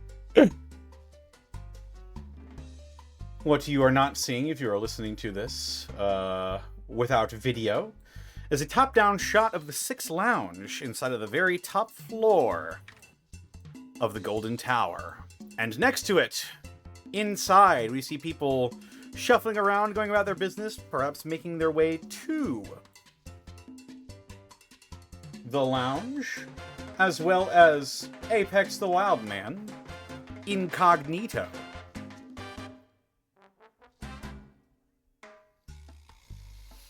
And from here, our night begins in earnest. So,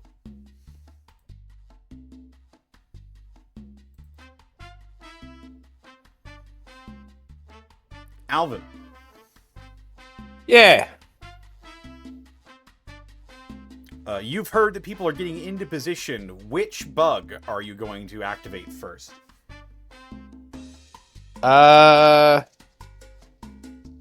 Let's see. Click, click, click. Should I just ping to you?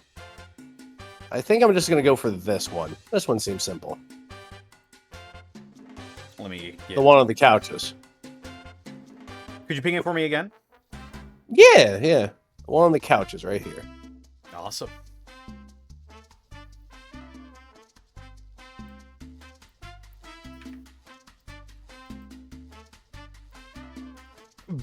Barry, Deuce, and a couple of fine-looking ladies flanking either side of them begin to discuss.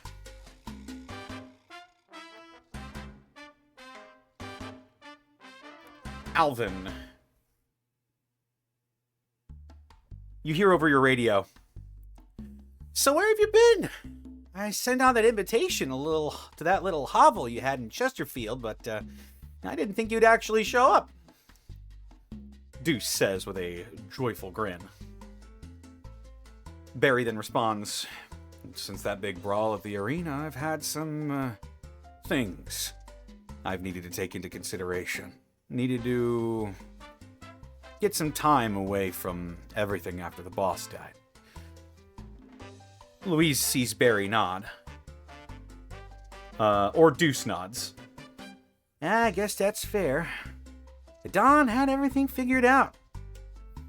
Right until he didn't. Guess that, immortality thing he was going after didn't really pan out, did it? Yeah, to be frank, when he died, I thought about just cutting and running right then and there, but... Well, then I got your message, and I saw what you were doing with this place, and I think it's very impressive how quickly you've managed to turn this place back around. Well, thank you. Hard work pays off, after all. You never know, Well, speaking of that day, you never explained where you were. Barry leans forward as if he's telling a secret. The boss had me doing something.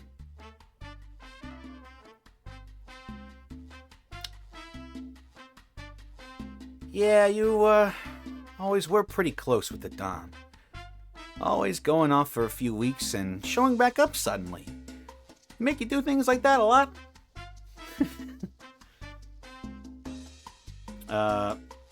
Barry chuckles.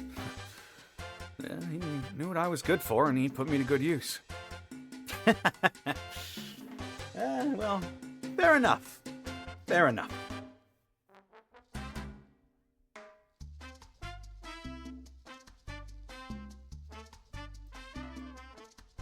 And that, for now, is what you hear from your bug, Alvin.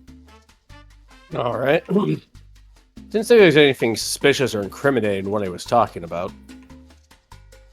I'm making a note of the immortality thing. I think that was something we had heard about, right? Or at least gotten hints of. I feel like we theorized on that. It Because rang a bell. With the whole, thing with the super mutant and the way he talked when we, before we killed him. Mm-hmm.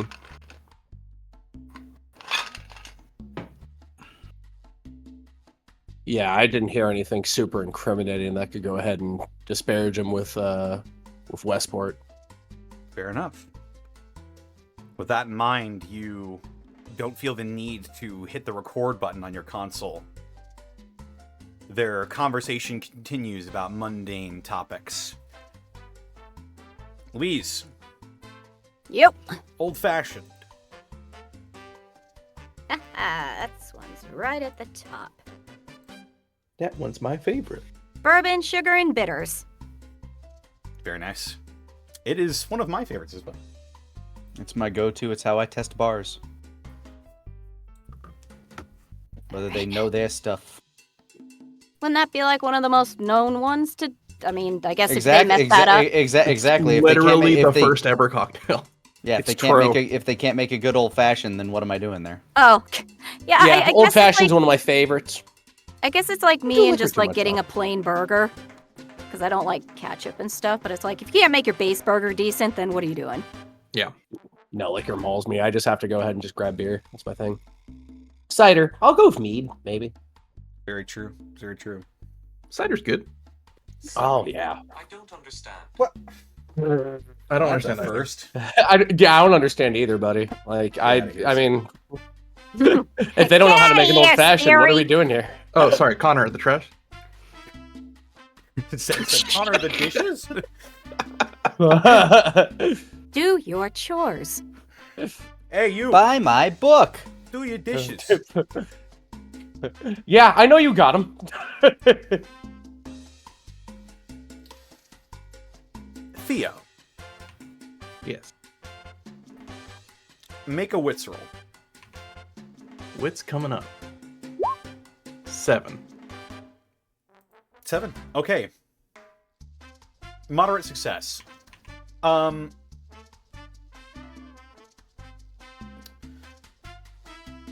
As the night continues, you see a small cluster of people dressed like members of the family begin to move into the gold tower. But something's off about them. Hmm.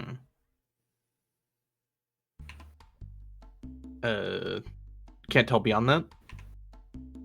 And with the 7, unfortunately, all you get is that something's not quite right with them. That boy, right. They seem nervous.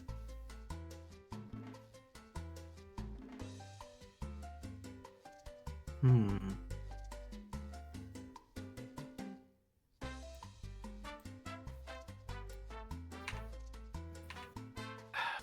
Theo will not think anything of it, unfortunately, with that, but he'll kind of just keep an eye on them, I suppose. Okay. I wouldn't know necessarily what to report that as.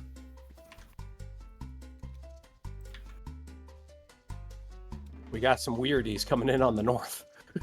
Got some weirdos here. Attention, this group of people does not match the vibes. Oh, we got a couple of aberrant dweebs over. Aberrant dweebs. Couple fucking nerds coming in here. What's the stat block for them, Connor? I could show you, but that'd be tough. The aberrant what? dweebs. It's just a bunch of, like, dweebs. It's just a bunch of, like, 7-foot tall dudes, all So that- stocky. That's just a bunch of Joe Fix-Its. So they count as aberrations, is what you're saying. The elevator Yeah, is me too, buddy. unfortunately only warded against Celestials, Fiends, and Undead, so they do get past. Ah, Oh, Does got that it. wait? Do ghouls count as undead? No. Oh, No, they're just like Oh, you shit. racist. Shit, I'm racist. Yeah. I feel like Shit, I'm The shoes racist. on the other foot, smooth skin. I feel like if we were going with like the 5e setting, wouldn't they be aberrations technically? Well, looks like somebody caused a microaggression. Like, So Theo, you see this group of 3 individuals enter the lobby of the Gold Tower. Is there anything you do? No, he's gonna just simply keep an eye on him. Again, there's nothing really he can report at yet. Okay. They all seem to be having a somewhat of a private, hushed conversation. They enter the lobby. Apex, from your position, you see a group of about 3 members of the family begin to make their way up the large set of stairs and begin making their round around the spiral staircase. Is there a wall? Like, is there a wall right here of just to the north of me, or is that just a different patterned walkway? That is the directly to your north. That is just the railing of the walkway. That's just to keep people from tipping over and falling to their doom. Oh, gotcha. I'm on like kind of a veranda kind of thing. Yes. You're on sort of a like a floating walkway, like a spiral staircase that makes up the entirety of the interior of this place. Ah, okay. You've So ever these been 3 inside the members. Gold Tower in Westport is really cool. I have not had the pleasure. So the 3 that are making their way to the spiral staircase. Anything suspicious about them, or are they just like? Does it just look like another one of the like 3-man squads that I saw earlier? Go ahead and make a wits roll. I shall. Boo! 12. 12. They begin to make their way. It seems like they're sort of beelining. They walk past and they sort of nod to the one member of the family that's sort of leaning over the guardrail and just watching the floor. They loop around, and as they make their way over to you, Apex, are watching them out of the corner of your eye, and you realize you recognize them. These are, in fact, not members of the family. Oh. You would recognize them.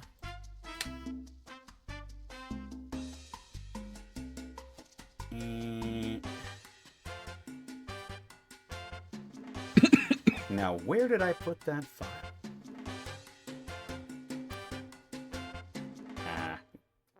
stinky little file. A stinky little file. Well, it looks like I didn't upload it. That Give me stinks. one moment. I wonder where that file will be. Are they members? Doesn't Are do they look like? It's a rhyme. You recognize them from the sewers. Gotcha. So they're as members of the Resistance. Members of Liberato. Do they recognize me? Oh, this is bad or am timing. I not very well recognized without my mask? I don't think they would know your face. They might know your build, though. You're sort of unique. I'll roll Your for aura. He I gets the JoJo aura. I catch like I kind of like hold up a hand as they start to try to walk past me. There we go. I'll just mark them as the shirtless variant of members of the family. Yeah, I would hold up my hand as they try to walk past me as I gauge what they are.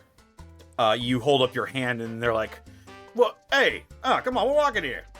And I see that.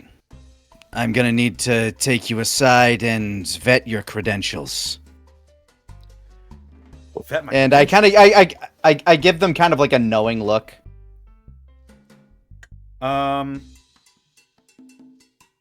Make a charm roll +1 because one of them thinks they recognize you. Like 11. Oh, Hot damn. Nice. Damn. Nice. Like I'm giving them this very cold stare, but one that's like, I'm not trying to cause you problems, but don't cause me any fucking problems right now. They look between each other and they look at you. Come with me. Is there a problem? That remains to be seen. They all look between And- each other. This wasn't part of the plan. Well, we weren't expecting him to be here. Keep it down and come with me. The sort of leader of this small group, you would actually recognize as what was his name? That would be how Lazaro. Apex would think of him too. So Lazaro Morga. But his friends called him Laz. the player will know that. Apex probably will not. Gotcha. The group of them begin to follow you. I lead them to kind of like just sort of like an empty, I'm guessing sort of like conference room or something that I can find. Is that a possibility? Is that a thing? Yeah, there are several floors to this place and a lot of empty office areas. You could pretty easily try and find a secluded area to take these guys into. I will say, you're sort of a large traveling group of men in suits. I'm going to need a wits roll from you, Apex. I can do that. 8. 8? Okay.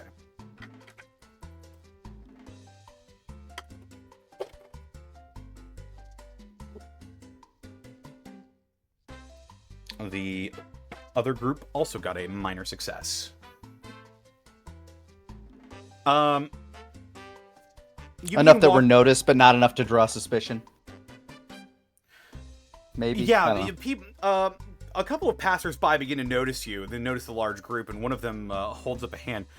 Excuse me, is something happening? No, just error in communication. We need to sort something. Oh, Enjoy the party. right, yes. Carry on then, gentlemen. And we carry on to an empty room. The suspicion meter has not moved yet. I'm going to say for the lot of you, you duck into a nearby office area. And I'll mark you The same way I marked Alvin. Alvin, you are on this map, but you are inside of the radio room right now. I can go ahead and show the audience as well. You're right here. Alrighty. Roughly on the same floor as Apex. I'm hand-waving it and say you might as well be on the same floor. Or if something happens. Alrighty. As you're pulling them aside, the party is now in full swing. As several more people arrive, I'm going to reveal them on the map. As these couches begin to fill out and more people enter the space. Briefly, Deuce actually will separate from Barry. Alvin, you hear, I'm gonna go take off and I'm gonna talk to some people who are in town.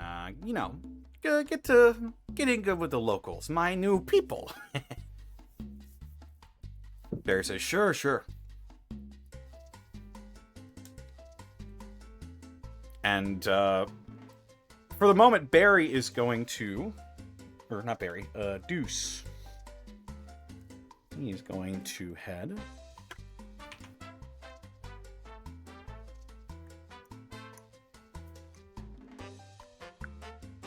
Yeah, he's going to head over to... the west lane and sit down. And he's going to begin chatting these people up.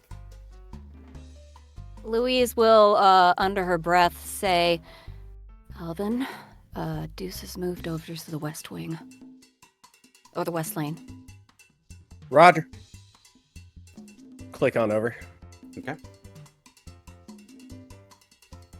Throughout the night, as you're monitoring all of these different devices, the technological upkeep is putting quite the strain on this device. It's not used to being... having to track this many things at once. So I'm going to need a smarts roll from you, Al. You got it. If something breaks down, they need a mechanic. Oh, wait. That's 12. You manage to expertly maintain this device. Sort of thinking quickly, you throttle some of the other bugs that you don't think you'll need for right now. And manage to divert some of the system pressure. That seems to be working. Huh. I could run a radio station. Alvin, you overhear. You overhear on the radio. What's the situation downstairs? Well, everything downstairs seems to be in order. I think a couple of people saw a large group of us moving together, which is strange, but I'm told that's being handled. Good. Can't have anything going wrong tonight, you know. It's a big event.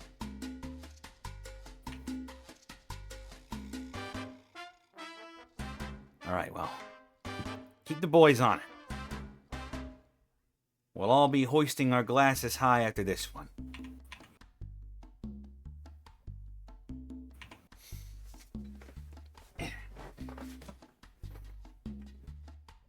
We're getting free drinks for life after this, I think. And that is all you hear for the moment, Alvin. God damn it, indict yourself. He hasn't drank enough of the yap juice. That is terribly true, Louise. He hasn't drinking any of it yet. He drank one. Well, he No, hasn't had any he had- yap juice. He downed He his hasn't- Collins. I didn't put any of it. The plan is to put it all in at once at the end when he's really drunk and hopefully won't notice it. Deuce orders another drink. Hi. Can I get a mule?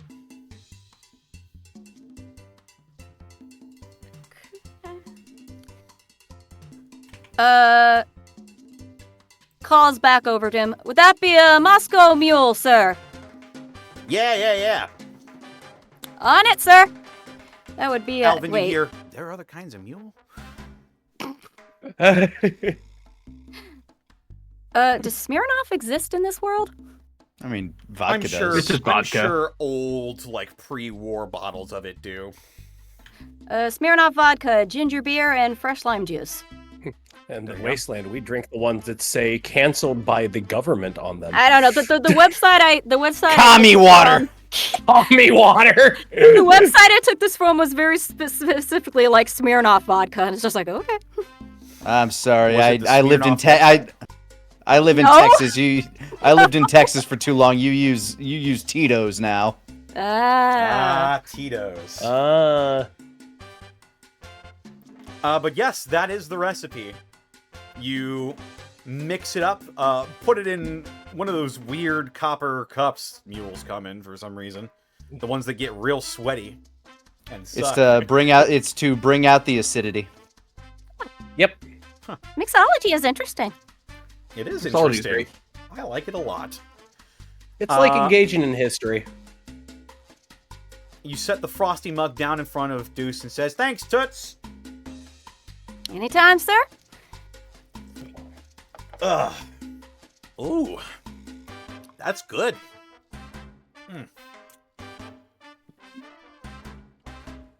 He sort of like leans out the window. Alvin, you hear? Yeah, those slaves meeting up, grouping up. The member of the family sitting across from him says, "Oh, hang on, I'll pan over so people can see." The member of the family sitting across from him says, "Oh yeah, I think it was a holdover from the previous mayor. The slaves were allowed to sort of congregate and have little meetups. Yeah, we're gonna have to put a stop to that. Don't want any uprisings or whatever." Meetups.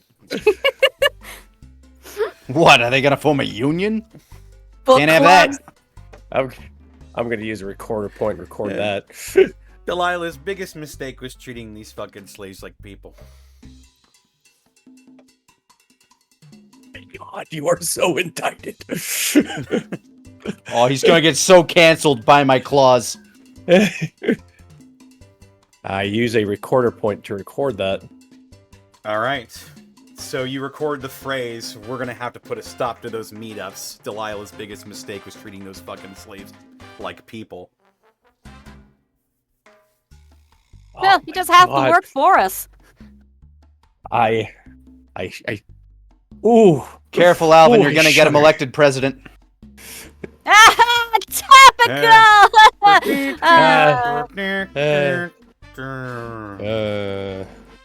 Anyway, Theo. Anyway.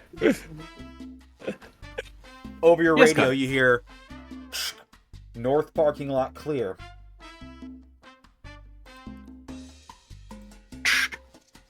East parking lot clear. I think there's something happening down there in my section.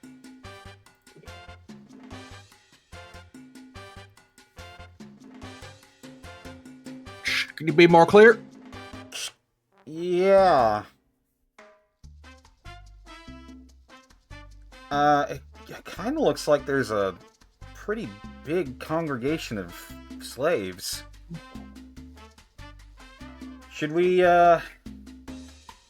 radio in someone to break it up? Or do you want me to scare him a little?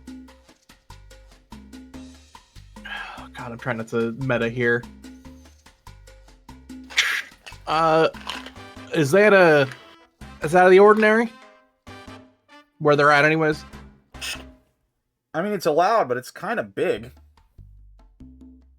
Well, I'm sure everyone just wants to see where the new mayor is. Make a charm roll. All right.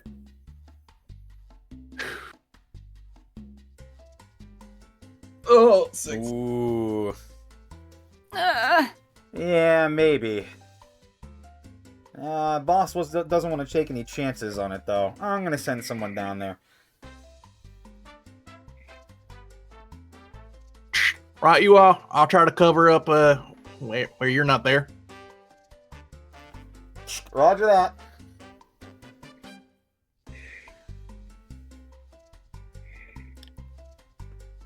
A couple minutes pass.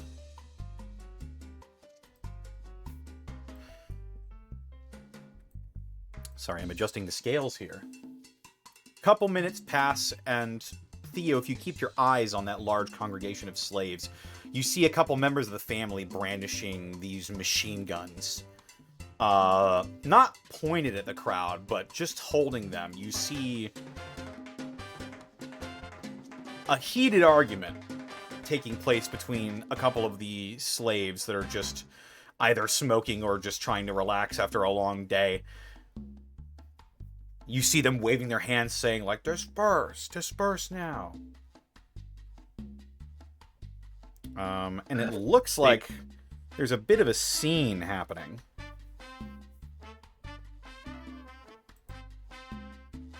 Theo, unfortunately, will just keep quiet. He doesn't want to give away his position. But That's fair. above game, this might actually help us if they are too aggressive, and then Alvin releases that audio bit. If that is the way you want to twist this scenario, then that is absolutely something you can do if you would like. But for now, the party continues. Apex, you've brought these young men. Liberaces. That's right. 3 Liberaces. After I get like between each other frantically, and they're like, "What are you doing here?" state the purpose of your operation. Well, we didn't really hear back from you, so the execution's tomorrow. We gotta do something beforehand. And so your goal here is to... Gonna find Deuce, and we're gonna push him over the side of the top floor of this building.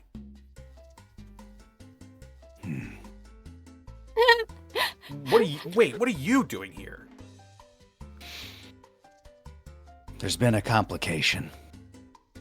How so? The former mayor. She seeks to get back into power under more diplomatic means. I have no say in this operation, but she seems to believe that if we can pull this off, Big O will be able to slip the noose, sans extra bloodshed.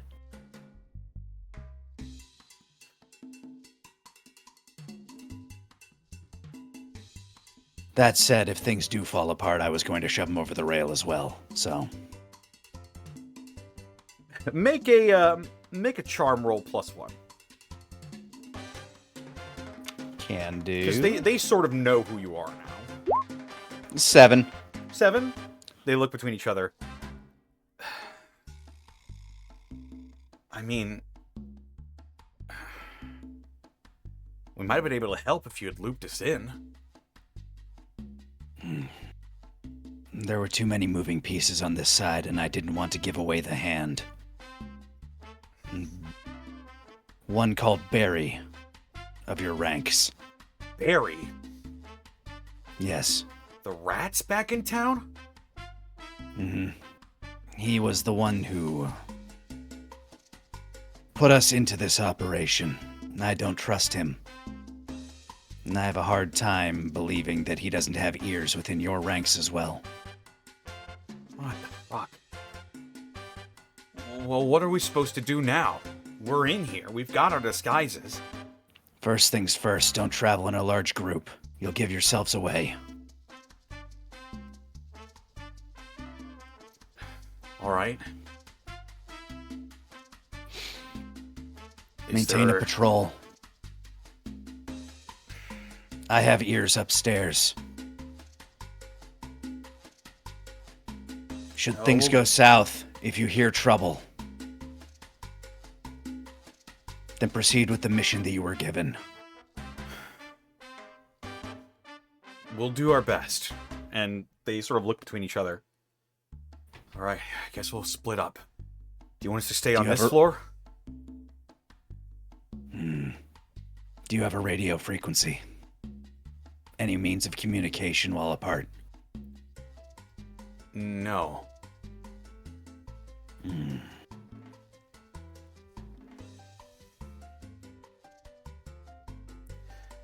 Mikhail doesn't know we're here.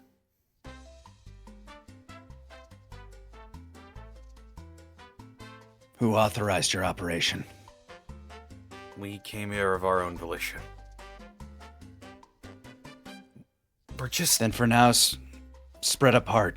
See if you can overhear anything that might be interesting. I'll be wandering around this floor unless something happens. We if just you hear any... He sort of looks pensive. All right. We'll trust you. State your concerns.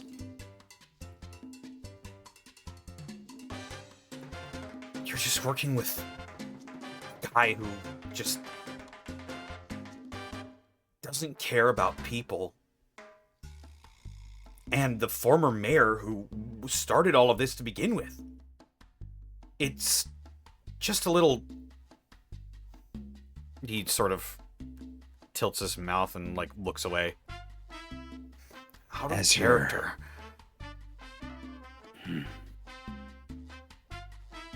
As your former boss would say, the devil you know sometimes. I have no interest in working with Delilah on the long term. But in the meanwhile, she is the better option. A necessary evil. Even if only for a moment.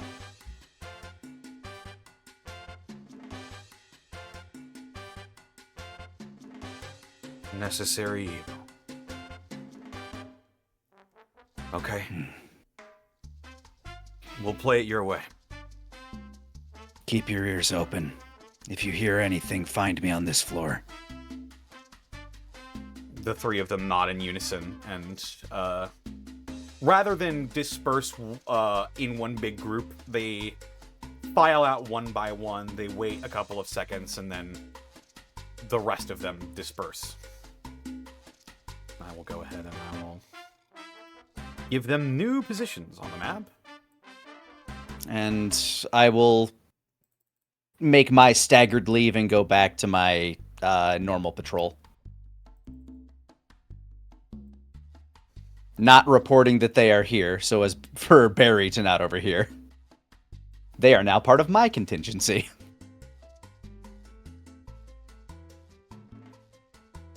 As you have a small group of Liberato now tentatively listening to your commands in this space. Perhaps ace in the hole should the need arise.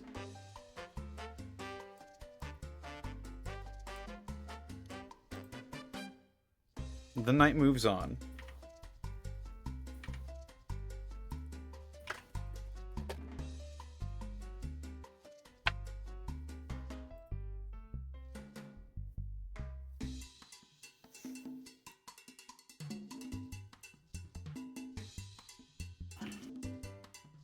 Deuce walks up to your table and comes to sit down next to you.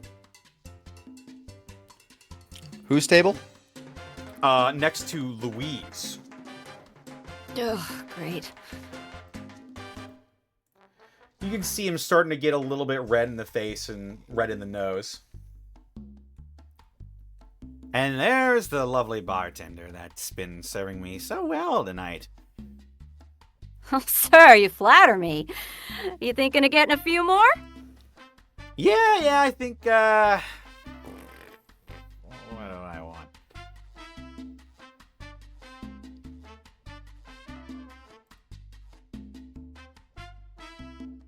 Can I roll on him real quick to tell if, like, he is drunk at this point, or is he just, like, not quite there? Make a wits roll. Based on how he's pounding those, I imagine his tolerance isn't exactly massive, but he's probably known his way around a beverage or two. Oh, he's riding the tiger. You met him and he was drunk. You know, I just realized also this thing where you can just like click the dice icon and then just choose instead of typing everything out. I've been typing everything out since I started playing with the Unexpectables, and I only realize now that this was an Oh no! I'm so sorry, Sarah. Let me just try this. Well- Oh, there it is. There it is. 7. Oh wait, I forgot the plus. What is it again? A wits roll? It was a wits roll, yes. It's a 7 plus. Why is not my screen showing my thing? I pushed a button. God. Push it's my the fucking- button. I think it's a plus 2. Because sounds yeah, good. He's riding the yeah, rad so tiger. 9. Looking over him, he does appear to be a little bit red in the face, maybe starting to sweat a little bit. Got them meat sweats. Still looks presentable. His hair still looks nice and coiffed. His tie is still nicely straightened. He's not, like, sweating profusely. He's still very much presentable. All right. He gives you the impression that although he's a bit of a stockier individual, he can probably handle his liquor due to being a seasoned drunk. Fair He enough. leveled up his alcohol skills. I would say maybe Where's on the that next, skill cap in RuneScape? I'd say maybe on the next They got it in one, Kingdom then. Come. You can level up drinking. All right, we'll smile and be like, well, what can I get you then, sir? You know, feeling something a little bit fresh. Give me a Bloody Mary. Bloody Mary, vodka, tomato juice, lemon juice, Worcestershire sauce, Tabasco, celery, salt, and pepper up to taste. Very nice. You take your I do like the potatoes. I do like the idea that Louise is just shouting that out loud, like Manchurian Candidate style. That's And yeah, Deuce is just sitting there blinking one eye at a time. Yeah, sounds right. I will, Shouts it back to the kitchen. Double fry, make it weep and make it float. be like Russian potato, blood from a tomato, smashed up little guy that looks like a little yellow little fella. That's that British. That British, Mushed up little guy. that British stuff that ain't spelled proper the way you say it. Alvin's just bewildered here. Wash your sister sauce. 2 dashes to put your hair on your chest. Put hair on your chest. You If I can get away with it, she will add just a touch more vodka than normal, just a little bit to speed this process up a bit. make a wits roll. Oh God, Oh, drunk would love that. A little double pour. that's an 8. He sees what you're doing and he's like, whoa. She just gives him a wink, is like, you strike me as seasoned. I thought I'd give you a little more appreciation on the house. Oh, you flattered me. Thank you so much. And what was your name? Maggie. Maggie. I will be sure to remember that, Maggie. Thank you so much. And he grabs the glass and he is going to, actually, where did Barry go? Barry, trying to remain inconspicuous. That is not the right dice. He's the rat. He's the rat. Oh shit! Hey rat!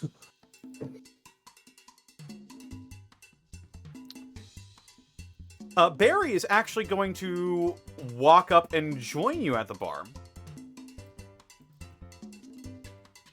All right. I'll just have a refill on my vodka mute fruit. All right, sir. And obviously, you can make that without any problems whatsoever. I'll go ahead and... Shit, I had a gin! Ah! You put gin in a vodka cranberry. It's It's Imposter. 2 ingredients. You were supposed I to also- follow the damn recipe, CJ. klaxons suddenly go off. All you had to do was Oh follow shit! the The damn lung recipe. alarm! Oh boy!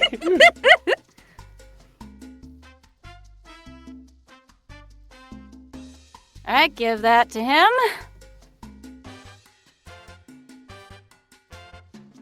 He looks like he was about ready to get up and go to try and find Barry, but as he steps up and sits at the bar, he's like, "Oh, I was just looking for you. Hey, Maggie, could you give us a little privacy?" Oh, absolutely, sir.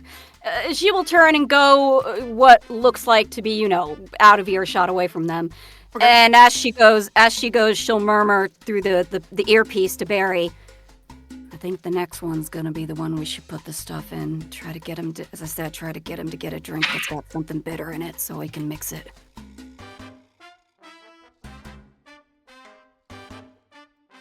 She's Hearing not this- expecting. She's not expecting an answer. She just, Hearing this, your other, I fucking forgot his name. I think it was like Justin something. Oh, is his name Justin? Hi, Justin. I don't Just in remember. case. His name is Justin now. He turns over. Hey, could you actually get me some gin from the back area? He just thumbs to the large sort of like storehouse behind you. Sure can. All right. You are definitely out of earshot now, as the night continues. Things begin to shift around a little bit. Oh, right. And as she heads to the back area, she also says, Alvin, targets move to the bar. You got it. Thanks, Darshan. No problem, Urshan. We'll click over. All right. You click over to the bar.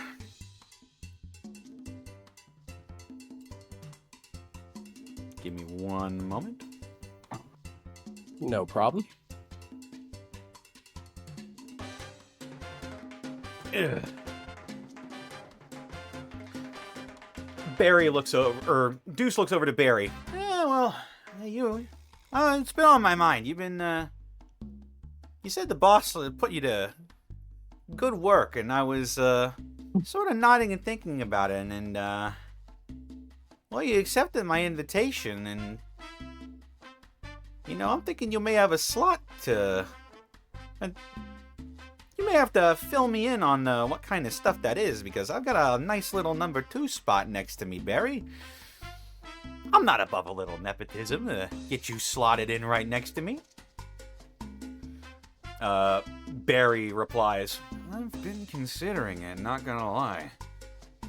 We may have lost the arena, but with this place up and running like this, we'll be back to full power in no time. Lost the arena? Your information's out of date, friend. It slipped out of our grasp for a little while, but, your old buddy Deuce managed to pick it back up.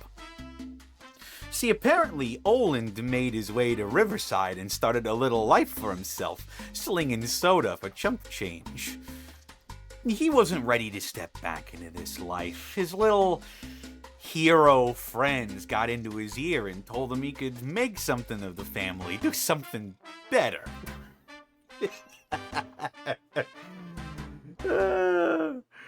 He was so comfortable that he told all his plans to all his guys.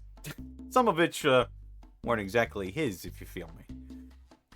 It was so simple getting his guys to turn on him. He's been buddy-buddy with those runaways a lot. A lot of the guys kind of resent him for it, After all, they kill all their friends. I hear one time he even let them back into the arena. It was simple enough to make the others turn coat. I collected all the caps we had stashed away, and now we're living like kings. Don Slick never even got off this well. I'm starting to think those runaways were the best thing that ever happened to me. I hope he's rubbing his rib when he says that. It was his collarbone, actually. Oh yeah, I broke his collarbone. I was going to stab him with a rib. That's right. That's right. I had a rib shiv. A sharpened rib. Yep.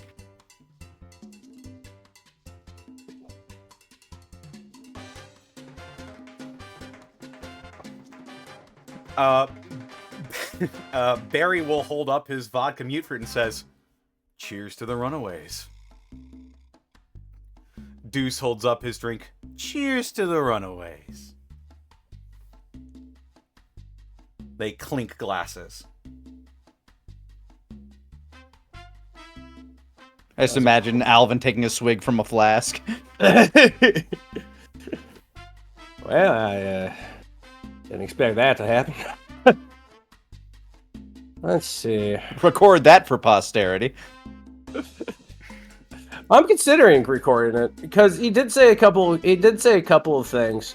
He basically went ahead and said that he got everybody to go ahead and turn on Olander, and that could be used as leveraged as a tool on why Olin is captured in the first place. It's not out of he did a crime or anything. It's that he's a token to be used for Deuce's establishment. How many recording points you got left? I think you've got 4 seconds. I have 5. Left. Oh, 4 seconds? That's Yeah, basically what it is. It's 4 seconds of tape that you can record. But it's I'm treating it as like 4 sentences left. Right. I think I will. I think I'm going to record one of those. I think I'm going to record that statement specifically about how he went ahead and overthrew Olander, because that could definitely be used. Because that could definitely be used as something of just like he's in there for unjust reasons. He's not there because he's broken a crime or anything. He's there because Deuce wants to make an example of him. The problem you're running into is like everybody that went along with him knows that. But do the people of Westport know that? I guess it would depend also, would the people of Westport care? You do have points to spare.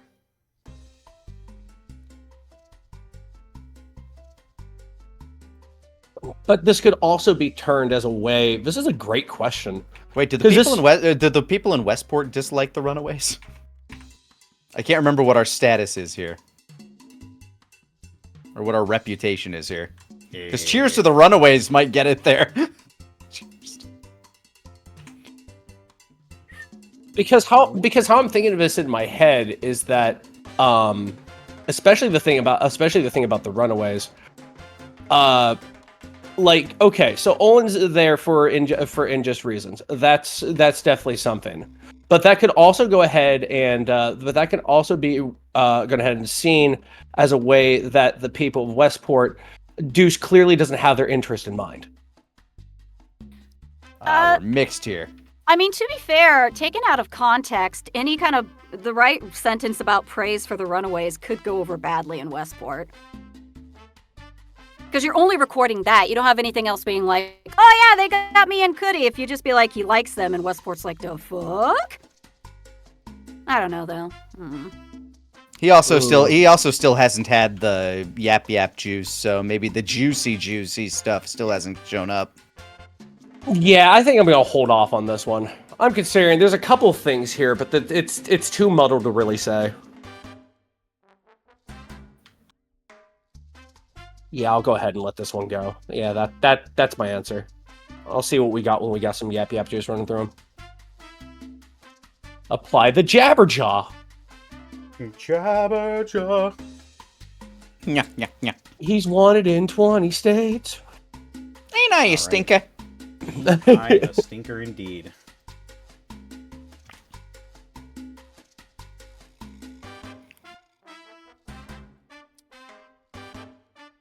Theo. Whoa, that was the wrong map. Yes. Over your radio, you hear East Side. What's the situation on that gathering? Any updates on that? Yeah, it looks like one of the other snipers said there was a gathering of slaves.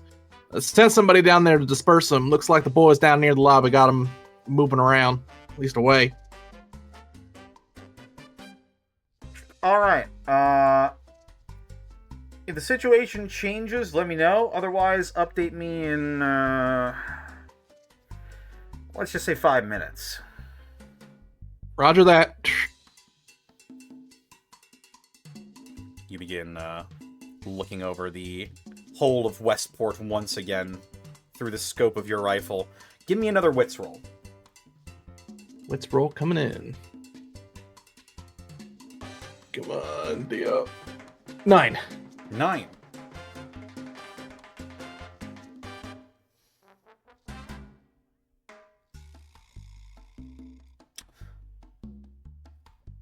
You notice, as you're sort of looking through the scope of this sniper rifle, you see the faces of these slaves beginning to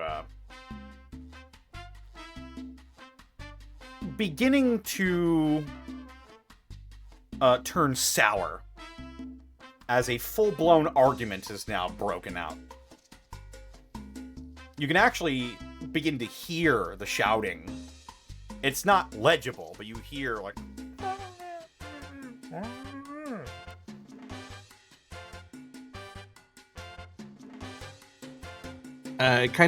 This is towards where the gathering is?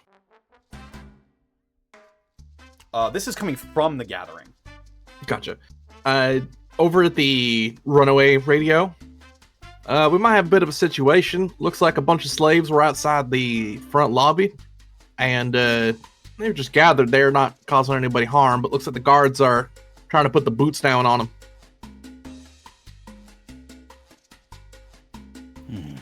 You hear Barry say, shit.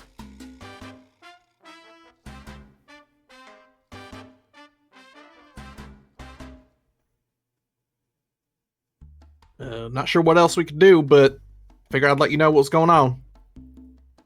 I'll see what I can do. And I go off to try to find one of my Liberato friends. All right, it's easy enough. Now that you've seen them, you can sort of... Their disguises aren't great. Like, your disguise compared to their disguise is... It's not night and day, but to your trained eye, you can tell. So you go out and find the nearest guy. I wander over to him. There's a situation developing outside. What kind of situation? A large gathering of enslaved people. They are becoming frustrated. I have ingratiated myself with a number of these individuals recently. I need them to stay relatively calm in the meanwhile.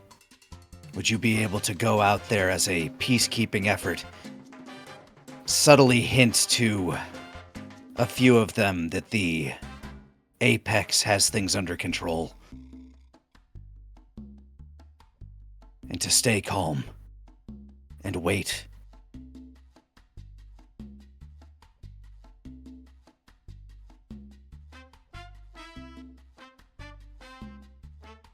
He like strokes his chin for a moment. Yeah, okay. Yeah, I'll think of something. Say those words. Some of them will know. If you have to say it multiple times.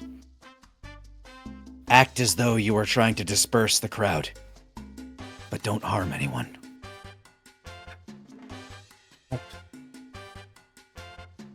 I nod, and him having his marching orders, I go back to my act. All right. You've sent out someone to help try and disperse the growing crowd of slaves now. Yeah, not necessarily like super disperse, but get them to not start a riot when a riot would not be good for anybody. A riot can be useful in certain situations, not right now. All right. And while that plan is underway,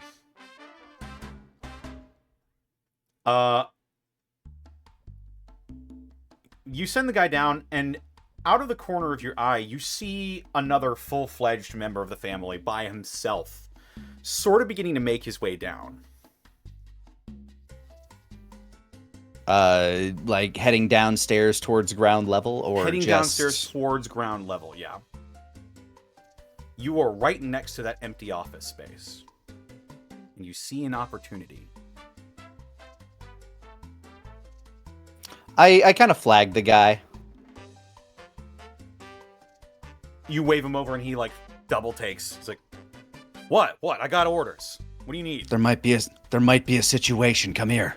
Yeah, I think we've been infiltrated. What? Come here. And I just kind of like wave him to the office. Make a shot roll. Just fall. Still plus one. Still plus okay. one. Just climb into my bear. Oof, that's a 6. Dang it! Oof. What? Hang on. I gotta go deal with the situation, alright? I'll talk to you later. And... How many other people are by me right now? Like, who am I in eye shot of? Let me go back to the page. Yeah, because I see over these... here. I see what appear to be 2 dwarfs next to me. Well... I'm out to phase! He just fades away, just... Listen here, I have a name. Oh, wrong system. As a matter of fact, this individual right here, this would be about where you're at in this spot right here. You see, these 2 gentlemen are nearby, but walking in opposite directions. So not facing me? Not facing you.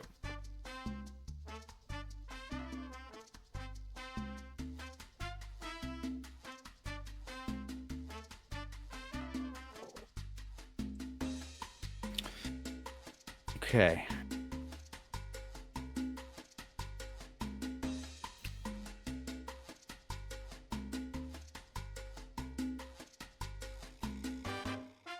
Well, in for a penny. I am going to just kind of grab this guy and fling him into the room with me.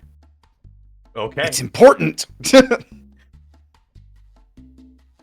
I will need a wits roll and then a body roll. Wits, 10. Body, 8. I would like to re-roll that 2 with black belt. Go for it. Ooh. I'll take the 2. Still a success. Yeah. I'm not trying to knock him out. I'm just maneuvering him into the room. Gotcha. I just say, like, damn it, listen! And I, like, drag him in there and kind of, like, close the door behind us. You manhandle this dude. You throw him into this room. The 2 gentlemen that were flanking either side of you turn around simultaneously like, did you say something? What? No, I didn't say anything. Did you say something? No. Huh. You just continue walking. You throw the guy into this room. He's like, what the fuck is the big deal? I said we've been infiltrated. And now I'm suspecting you. Whoa. Hey. If you're just gonna walk by me when I say something like that. I got orders from Deuce, right? I got orders from Deuce as well to keep an eye on the situation. And right now, you have me looking a little finicky because I heard Liberato is here.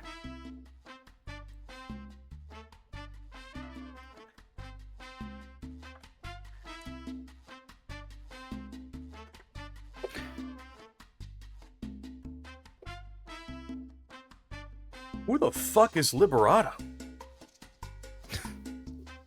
I just kind of like smirk and just like shake my head at him. Okay. Sure. Gonna play it up like that, are you? Hey. I was hand-picked. A recruit, alright? Oh yeah, how much time did you spend at the arena? I wasn't at the arena. I said I was a recruit from here. We can go talk to someone to confirm my identity if that's really what you want. You didn't need to throw me into the room like this, especially when we got a fucking situation on the floor out there. Yeah, are you talking about the, what, the slaves? Yeah, I'm talking about the fucking slaves. Hang on. And he'll like go over to like the large sort of spanning windows of this abandoned office that you've both been in. And he sort of ignores you, turns around to go look out the window at the growing situation outside. Mm-hmm. Immediate chokehold. Like, oh, there's so many possibilities. Are you fucking kidding me? Ooh. That's double ones. And I already used black belt. Do I get anything for him not suspecting this? He's double ones. He's a little on edge right now. That's fair. Unfortunately, I think that he's like looking out at the window. In the reflection of the glass, sees you coming up towards him.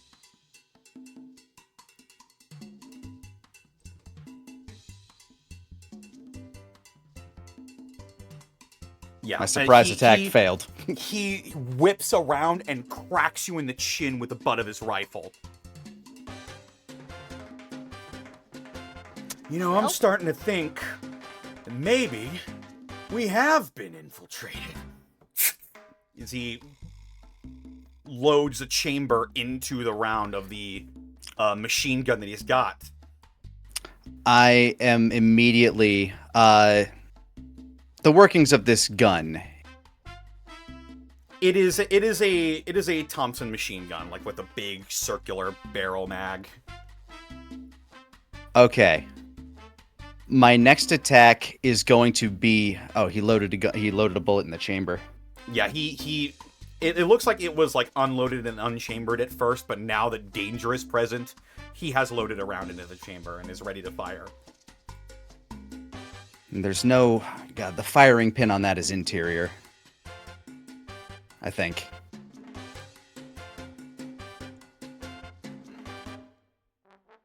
Well, I'm gonna have to knock him out before he can fire a round, or disarm him.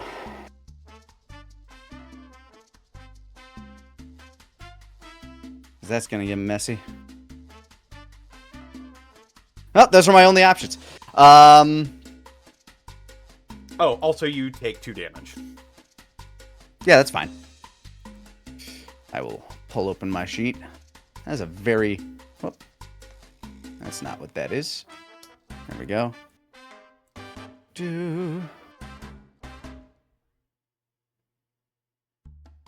That's 1 shield, so bam, there we go.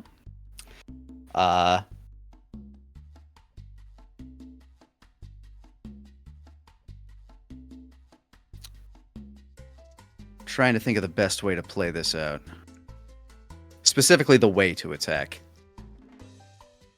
That's all right. While you're figuring that out. Yeah, because at the moment, I just kind of like raise my hands up a little bit. Just kind of get a read on him. Louise, you come back out and Barry and Deuce have dispersed a little bit. Deuce actually goes outside to the patio to begin to schmooze with people outside. Do we have a bug out there? You do. Roshan, patio. Hey, you got a Starshot? Give me just a minute. Clicking a couple buttons, switching over. Right on. Alvin, go ahead and make me a smarts roll. 13. Awesome. Rapidly throughout the night, you've been receiving instruction from Louise. And just flipping switches between the different bugs and just trying to keep an audio trail on Deuce in case he says something incriminating, which he hasn't yet.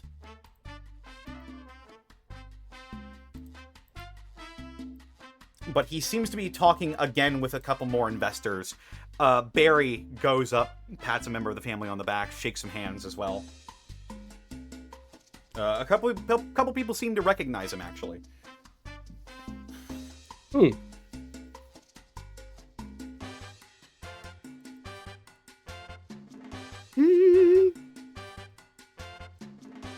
And what else happens? And there's the wrong dice. Ooh. Okay.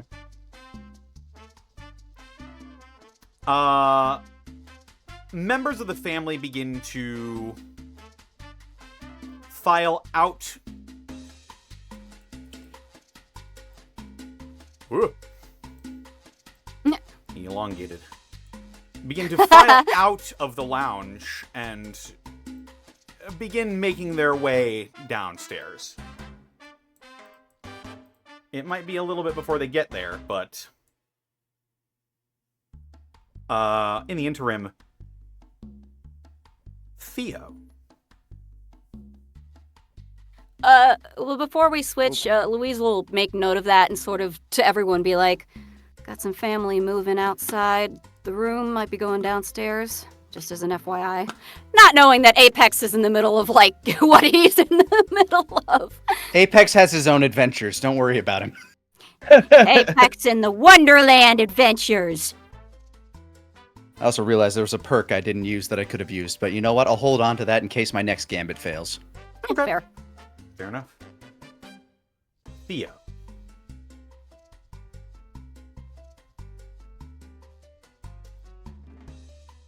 Yeah, Squidward. Yeah, Thea. Uh-oh. Mr. De Bergerac. Did we lose Zan? This is a Bergerac. Zan? Oh no. Oh no. Oh no. I mean, he hasn't clicked out yet. Hello? Zan, you're muted You won't- if you're talking. Oh, that normally fixes it. You want me to ping him?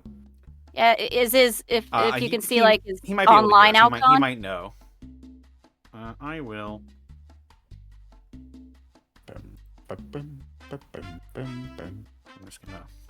I think he might have rushed off to the bathroom. Let's go ahead and get to Apex first in that case. Yeah. As I'm just kind of holding up my hands. Let's not do anything too hasty. In the middle of like talking, I will lunge, grab the gun, pull, and just kind of like slam my palm into his nose, trying to like knock him straight out. All right, that's gonna be a body roll. It will. And I do have a perk in case I fail this, and so. Yeah! 9, moderate success. Tempted.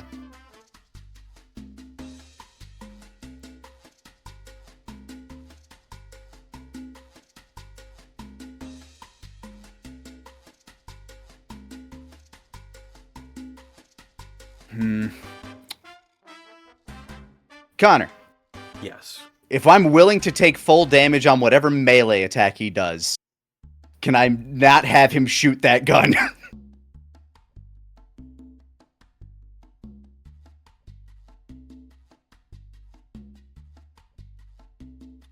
Or am I going to have to re-roll this and try for a critical success? Let me think.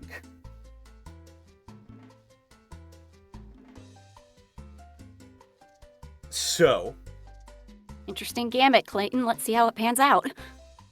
Honestly, I can play it as I'm going to try to muffle the sound of the gun by using my body.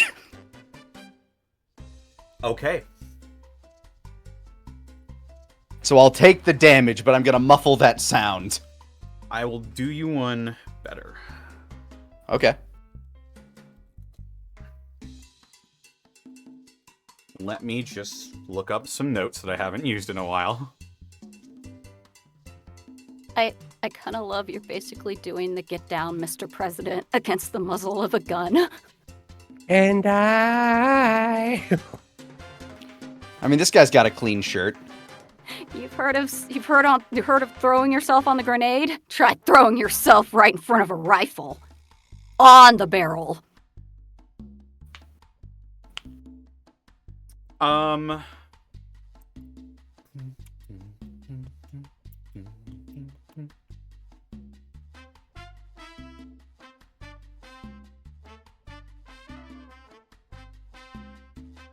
Okay.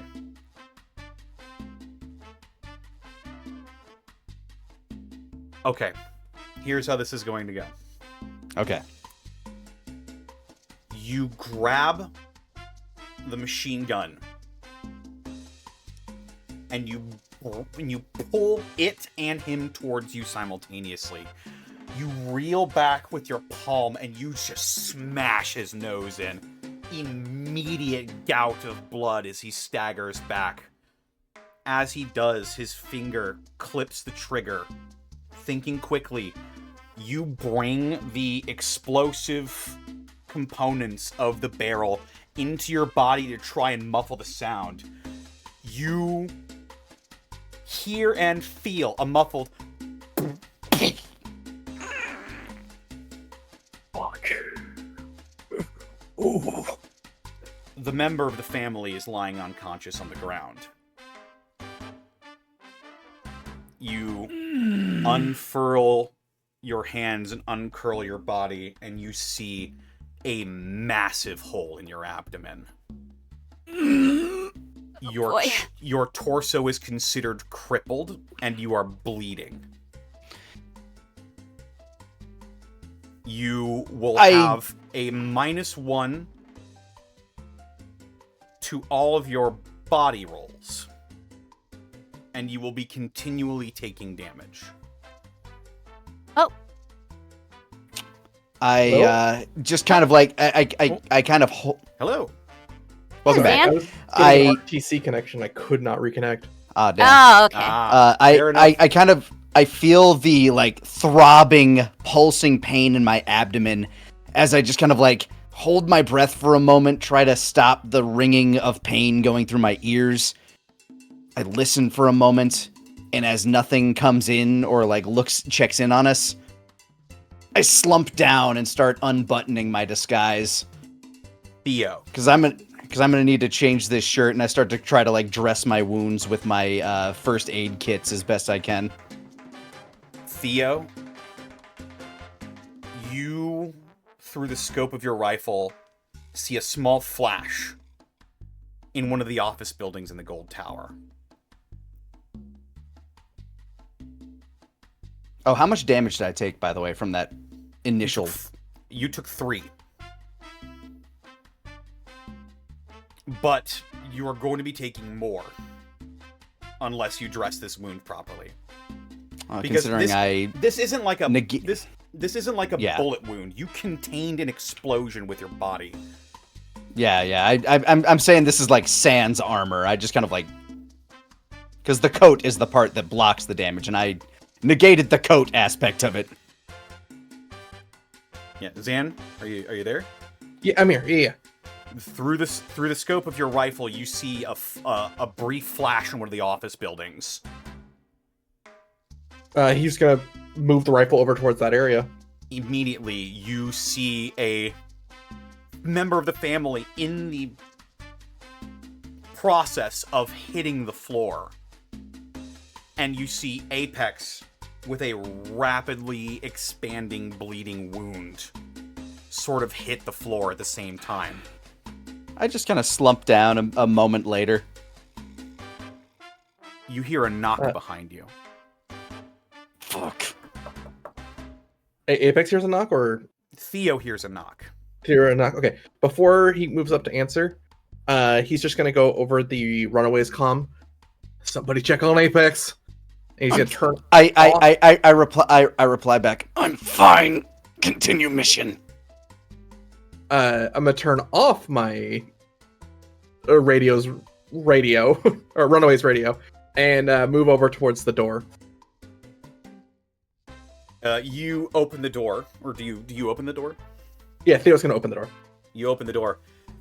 All right. You're off duty. I'm going to take over for you.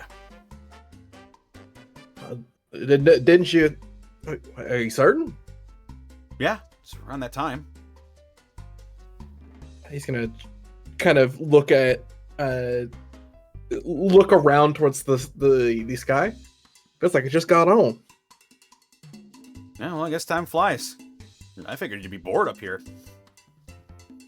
He's gonna kind of nod for a moment. Well, yeah, rifles right there. I'd keep a lookout towards the lobby. Looks like we got a bunch of slaves walking around. I heard about that. Yeah, no, I was planning on keeping an eye on that situation. Yeah. And he'll kind of rub the back of his neck, somewhat confused.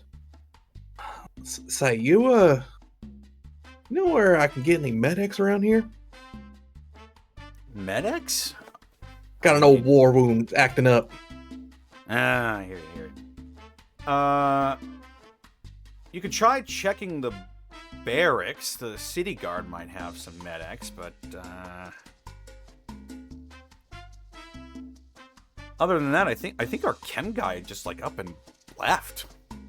Yeah, that's what I've been wondering. I haven't been able to get my fix. Would you be able to check the barracks for me before you get on? I'll stay up here till you get back.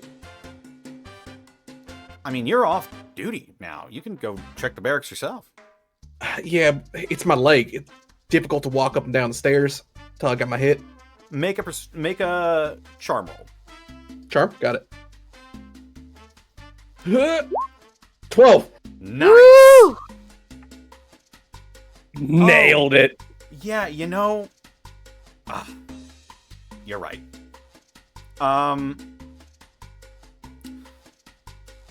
Yeah, it's just a brief jog. I'll just go over and grab it real quick. You don't mind staying up here for a little bit longer? I appreciate it. You're doing me a favor. Sure.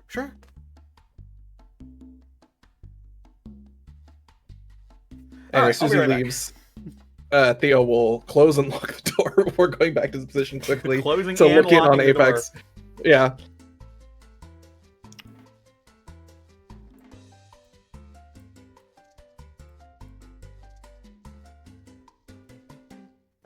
And Theo will scope in on Apex again. Apex at the moment is tearing up his nice white shirt to create bandages and kind of like stuffing the cotton, whatever blend into the wound hole to stem the bleeding. Theo, you see Apex beginning to tear open his shirt and attempt to try dressing this wound. You can see him clearly through your scope. Would you like to give him some medical know-how? Sure, that makes all the sense, actually. All right. Let's see.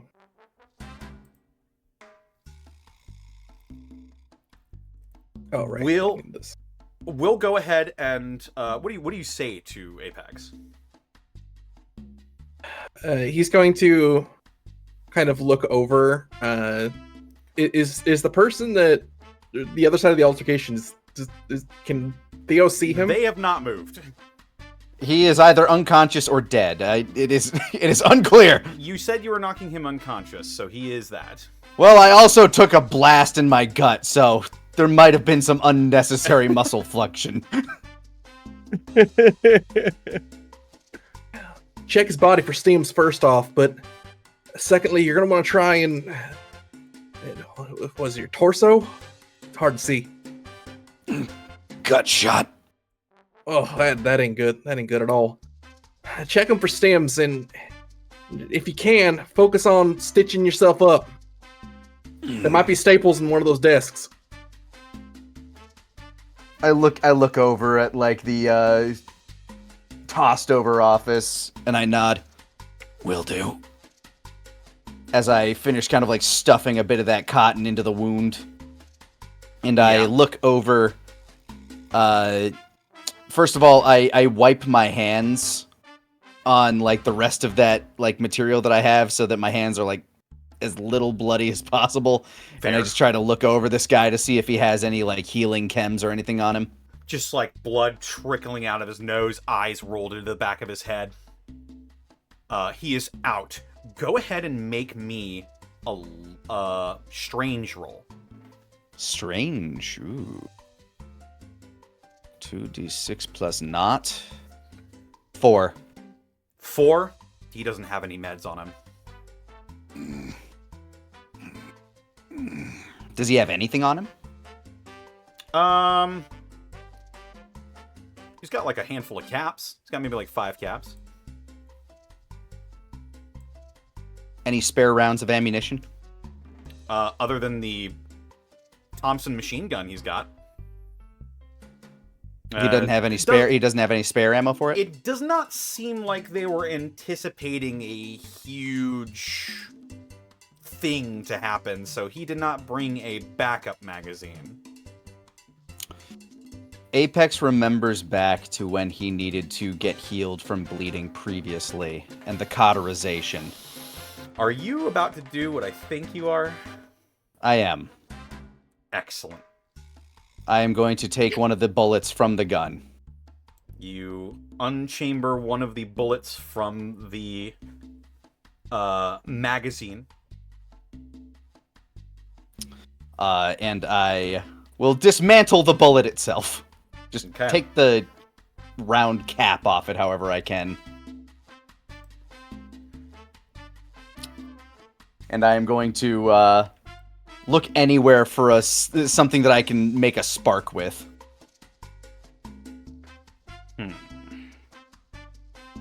Well, I'm trying not to bleed out. Yeah. Did the man have a lighter or anything? I imagine somebody smokes here. Good question. Is this guy a smoker? Make another strange roll. Still 4. Not a smoker. God. Unfortunately, he's got a clean bill of health other than his inverted nose. Do you, I imagine there's Also, a light bulb around here somewhere, right? As you're continuing to search, the bleeding is staunched, but the shirt can only hold for so long. Your next action, you're going to begin taking damage. There's light bulbs in there, I assume. Yeah, they're old, but yes. You're not gonna light this too much, Apex, but you're gonna have to put that light as close as you can till you try and catch a flame. I look for the lowest source of light. Or source of electricity, even. There's like a desk lamp that you can easily access. I wander, I kind of like stagger step over there, kind of like leaning on the desk. As I pull the lamp off the desk, I do my best to break the glass, but not the filament. All right, you just gingerly manage to actually let's call this a wits roll. Okie dokie. 11. 11. Okay. As you're really trying to make your plan work and not break the bulb beyond the point of usage, you feel the white shirt that you've stuffed into your wound completely saturate with your blood and begin to trickle down your leg as you take 1 unresisted damage. However, you are successful.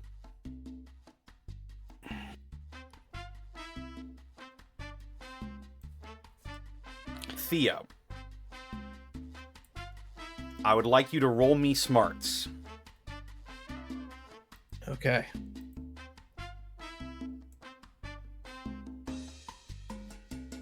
11. All right. Apex. If it helps at all, he does have field medic. I'm taking that into account. Apex. All right, cool. I need you to roll me smarts +2 due to Theo's success. Alrighty. 10. 10. Okay. How do you seal this wound? First, I mean, I know how, but yeah. First things first. I can't stitch it up while there is a cotton shirt stuffed in there, or while there's that bit of cotton shirt stuffed in there. So what I'm going to have to do is I'm going to have to. First, I'm going to do what he said and just look for a fucking stapler. Or like super glue, like whatever the equivalent is here. Anything in like a desk drawer. To try to like hold that wound together so that I can use this gunpowder properly. First, I would staple the wounds because I lack a suture. So that it's just kind of... oh, no, first... Sorry, first I would take off my belt to bite on. Okay. You whip out the old leather belt and you bundle it up, you fold it up over itself, and you clamp down on it. So I'm gonna have to do this quietly, too. Mm-hmm. Whatever office supply I can find, stapler, what have you. I am just going to try to, like, cinch this wound closed as much as possible. It's still probably going to be oozing blood without the shirt there to sop it up, but... It's a little grody. You got this... You find this old, rusty office stapler. It's your best option, so you just go for it. Tack! Tack! Tack! Wincing with each. Yeah, every single repetition sends fresh waves of pain into your brain. Luckily, I have the perk Die Hard, so I cannot go unconscious due to pain. That is true. I then pour out the gunpowder of the bullet over that stitched up wound. Flick on the lamp light. Mm-hmm. Take a deep breath as I slowly lower the sparking bulb filament towards the gunpowder. Bite down hard and press. You press the filament into your gunpowder-covered wound, and immediately, searing pain. My eyes roll into the back of my head. I bite down onto this belt to the point that I feel like my canines might just shoot through and touch. My ears ring. My vision is blurry. A few brief sparks of flame erupt from your wound. And as the chemical reactions begin to cease, you slowly peel away the lamp. Your wound is sealed. The bleeding is minimal. The scar is going to be legendary. Some. I take, like, what's remaining of the clean shirt that I had, and I just kind of start wrapping around it to hide that bleeding. And then I go and take the unconscious man's shirt. You go over to the unconscious man, you begin unbuttoning his clean white shirt. He's a little bit smaller than you, so you're probably going to be filling it out quite well. You're gonna look like one of those wrestlers who wears. I'm just gonna have like the top couple of buttons. Yeah, I'm gonna have like the top couple of buttons just like really hanging on for dear life. Your torso is no longer crippled, but you're in a lot of pain. I get on my earpiece. I'm stable, but I'm gonna need a minute. Crisis averted. You had me scared there for a minute, bud. Yeah, you hear a relieved sigh over the radio from Barry. Jesus Christ, Apex. above or board. whatever That the is so equivalent of the hardcore. god there. I mean- real quick, Yeah. real quick. Does anyone seem to? Is there any signs that anyone seems to notice the kerfuffle that happened up there? Make a wits roll. Wits roll.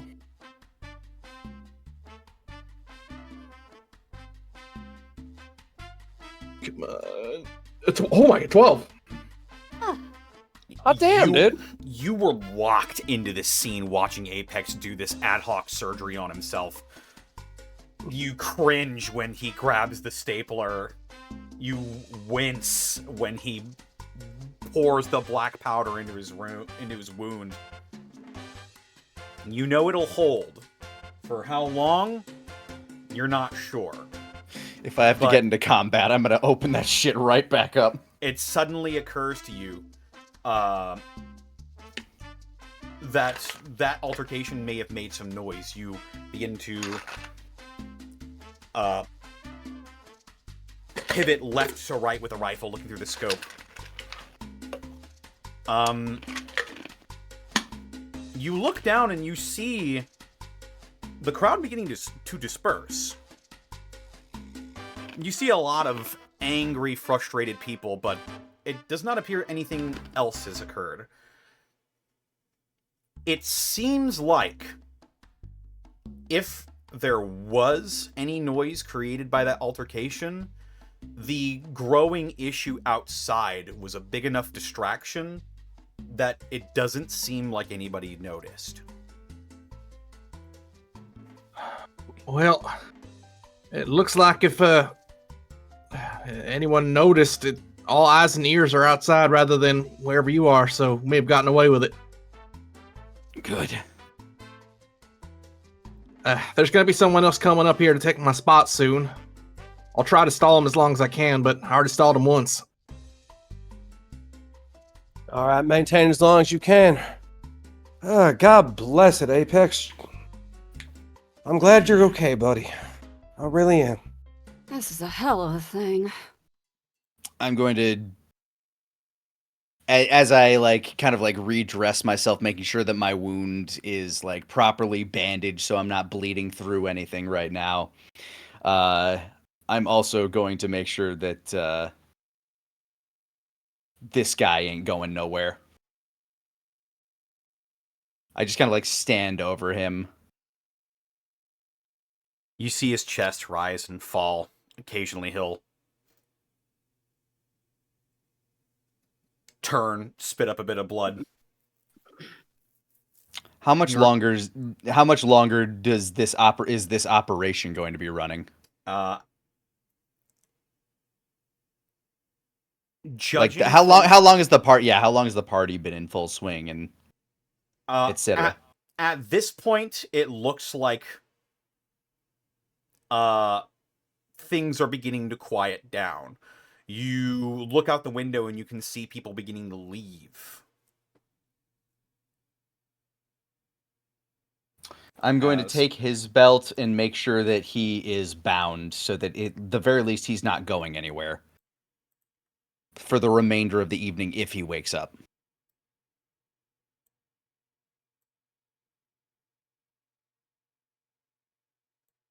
I'm also going to take his pants.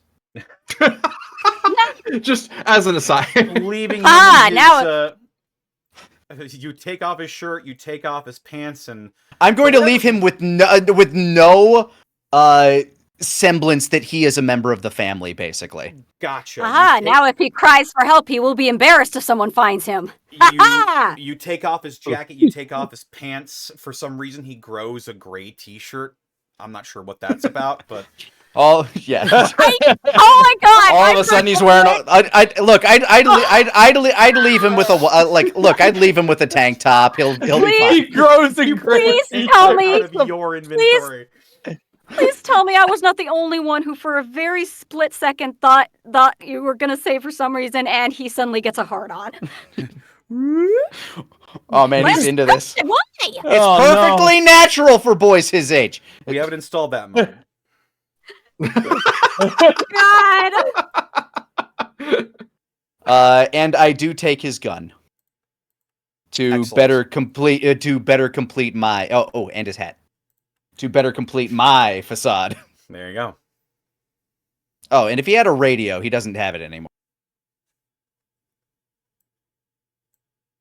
Louise, you see Oh, some members of the family beginning to haul some drunks out, and let them go about their business in the streets. You're practically alone up here, save for Justin, Barry, Deuce, and a couple of members of the family. we'll chime into everyone. A lot of the family has kind of left this room. It's just me, Barry, Deuce, how many other family members would you say? Judging by your calculations, you can see 3 other members of the family. So we got Barry, Deuce, about 3 other family members, and Barry's bartender guy here with me. It's pretty clear up in here. All right. How's Deuce looking? Give him the juice yet? How is Deuce looking? I mean, I was gonna do it on the next drink he ordered anyway, but I'll answer that question. Sorry, what was that? How is Deuce looking, drunk-wise? He definitely, now that people are starting to file out, he's like undone his tie completely. His hair is a little bit messy now. He's definitely Wearing it around his forehead. He's not like he's not that drunk, but He's not salary man drunk. He looks like he's still got to look professional in front of the men, at least a little bit. But he wants to have some fun too. Louise grins. It's gonna be on the neck. I'm gonna do it on the next drink. He is pretty much there, I would say. All right, Roger. Oh, that was the wrong one. Boom, boom, boom, boom, boom, boom. This sounds exactly the same. No, it's just in a different key now. Boom, boom, boom, boom, boom. Goldfish. Deuce eventually stumbles back over to the bar, Louise. Before he gets there, she mutters, "Here we go." Gotcha.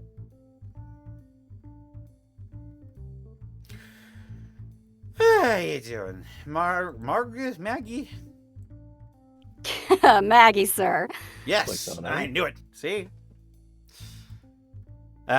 Thinking around on my tab for the evening, if you don't mind. And I'm gonna get myself a little something for the road. Absolutely, sir. What would you have? And after a long night, like tonight, gotta be up in the morning for, I understand. Maybe something a little bit, something that'll help me wake up. Something with a little bit of juice in it. Let's do a tequila sunrise.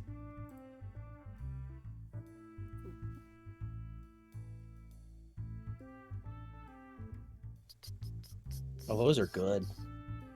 Those are sneaky. Yeah, I didn't find that one. Do you want to make a roll? Well, you said I could use my bar friend for help at least once, and I haven't done that yet. You haven't done it yet. I'd like to phone a friend. How do I phrase this? Well, the base should explain itself. She will smile and say, "We have had a bit of a run on tequila tonight. Let me go ask my compatriot over there how we're doing on that. I'm pretty sure we have some left." Oh, sure. Yeah, I get it. So, and she will Ooh, go good over cover. to, what was it? Oh God, what was his name? Jace? Justin. Justin. Hey, sorry, Keith threw one I didn't know. How's a tequila sunrise go? Oh, tequila, orange juice. I'm not sure how we're gonna substitute that. Grenadine, and that's about it. juice. And what was the last one? Grenadine. Grenadine. I like grenadine. It's 'Cause good. I like Roy Rogers. Above game, would tequila be considered bitter? Really need that.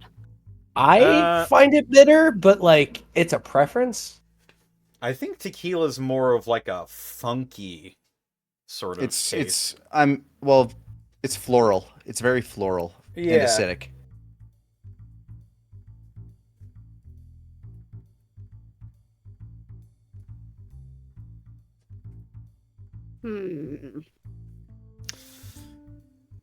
Let me think. Here's the thing, unfortunately. Yeah? There probably hasn't been any orange juice in the Wasteland in 200 years. So would he still order that then? It's a pretty classic drink, maybe, so. But if there's no orange juice, what would they normally change it with? I'm guessing mute fruit juice, but Think. if only because. Oh wait. Louise, would you Yes. like to roll strange? I think I would. I may as well. Again, I'm looking at my chart and I can't. It's blank because I can't remember if my strange is a 2 or a 3. I think it's a 2. I think you're a +2 unless I'm misremembering. All Also, right, I is your will roll sheet that. Actually, hang on. Let me look at your sheet. Like when I pull up my sheet, it's just completely blank for me. What the Like, fuck? Hang on. Where's all my stuff? Where is it? Maybe if I just hit edit, maybe everything will show up again. I see your Okay, there it stuff. is. Yeah, your strange Yeah, is 2. I had to do edit to look at everything because it's just like, where is it? That is super All right. weird. Oh, as long as I can. Oh, that solves being able to see it later. All right, rolling strange. Oh, 6. Ooh. You're racking your brain.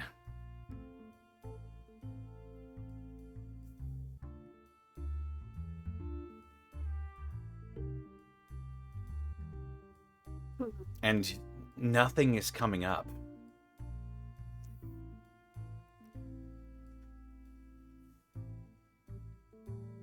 I have one idea because it's the only thing I can find that has something bitter in it and also a juice.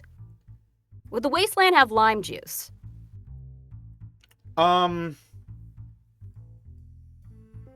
They're like they are very bitter mutated limes.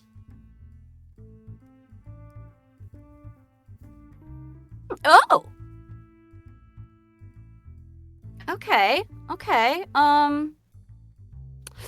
Yeah, they Okay, aren't so there is native definitely- either. There's definitely no orange juice. There is absolutely no orange juice in the Wasteland because there are no oranges. Okay, all right. Yeah, I'll go ahead them all. I'm gonna try this. I will rewind it back if it's not okay, but for the sake of the role play. Okay. She will go back to Deuce and say, well, we've got the tequila, but unfortunately, being the Wasteland, we are missing that orange juice for goodness ages now, unfortunately, sir. She laughs lightly. But I could make up a version with a different kind of juice. Might be a bit on the bitter side, but I find you might like the contrast with the sweetness of the grenadine. What do you think? Make a You know charm what? roll. I'll even keep it off your tab for this last one just because you might like it. You might not like it because it's a new thing to you, but we'll see. Also, Make I'll a keep it off charm your roll tab. +1. Okay. Which I think should just put me to neutral. Oh, 7. Thank you. He squints. Usually when I order that, they substitute it with orange Nuka-Cola, but, alright. I'll play ball. I'll see what this is all about. All right, be right back, sir. She will go and, in the midst of rummaging to look like she's grabbing her stuff, she will grab that bottle of this stuff, kind of keep it in her hand, but she'll mix the rest of the stuff, try the bitter limes just to, keep up the pretense. And she'll dunk everything when Deuce isn't looking or when he isn't paying attention. She'll dunk all of the chem into it.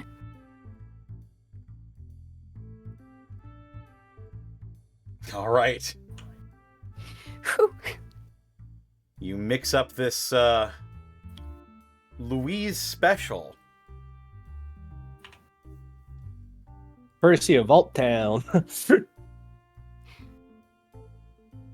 She'll bring it back over to Deuce and be like, well, here you go, sir. I think I'll call it a tequila sun nova. Tequila Sun Nova, huh? Let's see what you got here. He grabs it, takes a sip. Sorry, real quick, did you spike this one? Yeah, I did. This time the stuff's in there. Oh! Oh! Woo! What did you say was in this? Well, I tried substituting some of the lime juice we had because I had a feeling it might be an interesting kick. That's got a little bit of a bitter edge to it. But again, I thought the contrast with the sweet grenadine would really do something.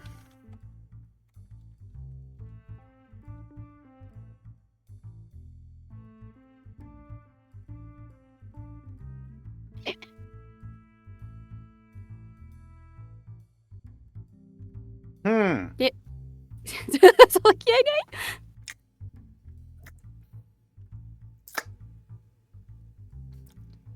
It makes my mouth feel a little tingly. Huh. Ooh. Oh, no, I gotta make a allergic to note of lime. that. Interesting effect. Thank you, sir. Thank you for your input, sir. I'm gonna make a note of that. That could be interesting in some other kinds of drinks I could try.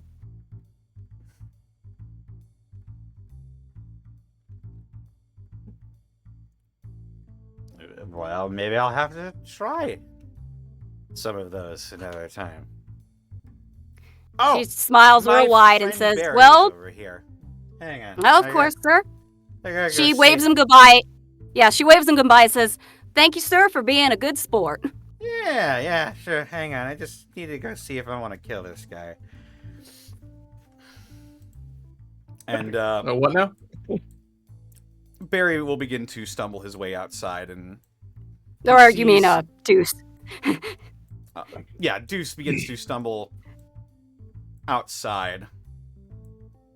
She gets on the thing as he goes and says, Barry incoming, the stuff is in that drink. Everyone, get ready. I'll click over. Oh, he's going to the balcony, you said? Yes. Earthshine, back to the balcony he goes. You got it. I still had ears there.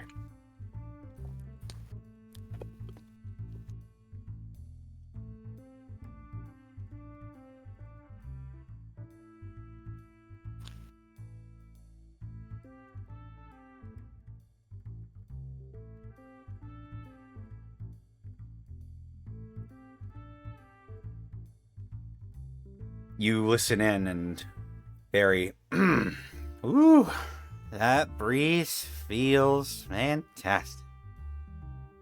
You have a good night, Bear? Yeah, it was pretty educational. That's good. That's good.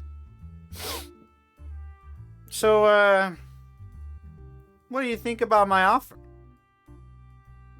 Come in here and, be my number 2. You know what? You've been so good to me. You've treated me right. You've extended an hand and an olive branch when you didn't need to, and for that I'm very appreciative. I think I'd like to weigh my options. I'll sleep on it. Sleep on it. Yeah. That makes sense. He claps Barry on the back. The crisp evening breeze drying the sweat on both of their brows. You know, Bear, this is the life. Not just surviving, but thriving. Isn't that what the family's always been all about? I mean, other than slavery. Sure, some people get hurt, but everything anyone does will end up hurting someone eventually. Take a look at the Runaways, for example. How many people do you think they cut, killed, fucking butchered? Just because they think that people call us the bad guys. No, my friend, this is the only way it could have gone. Yeah, I think I'm gonna put a nice tight grip on this place and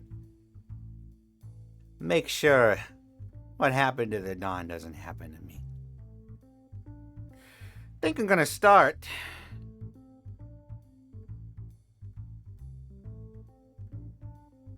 yeah. This is the only way it could have went. Survival of the smartest. He sort of taps the side of his brow. Yeah, you know, that little rule about being able to hold an emergency election in case something happens, that really came in handy. I don't think I'll be keeping it around, though. Yeah. Yeah, I think I'm gonna sit nice and comfortably. And when the time comes for another election, I think I'm gonna have the boys bury the proceedings in some legal litigations. Just like before the war. It'll be great. We'll be back on top, swimming in caps, with slaves at our beck and call. But you still need to sleep on it.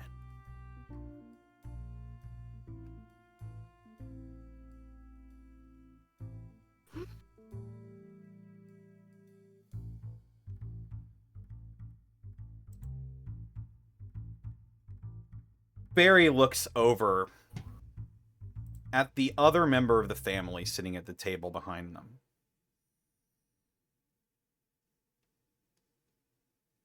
Throughout the course of the evening, Deuce's suspicion meter never went to suspicious. Let's go. It is currently Yay! Coughs up blood. It is currently All right. resting at confident. Barry looks over at the other member of the family, who then stands up and positions himself behind Barry and gets on the balls of his feet as if ready to charge him. Does anybody else see that? I think it'd be pretty hard for you to see that. I think Theo would probably be the only one. Okay. Like through the window. Well, they're on the Well, balcony. you have Or a balcony, great rather. view of the patio.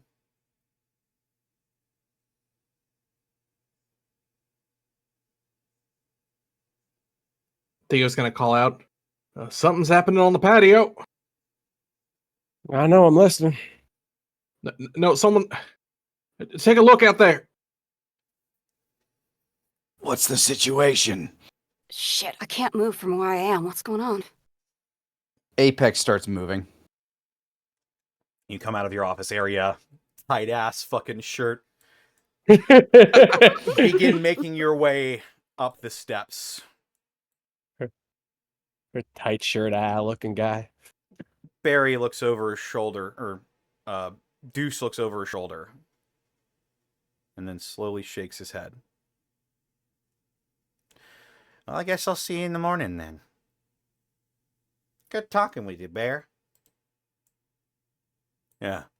Good talking to you, too. They both turn around simultaneously, hands on each other's backs.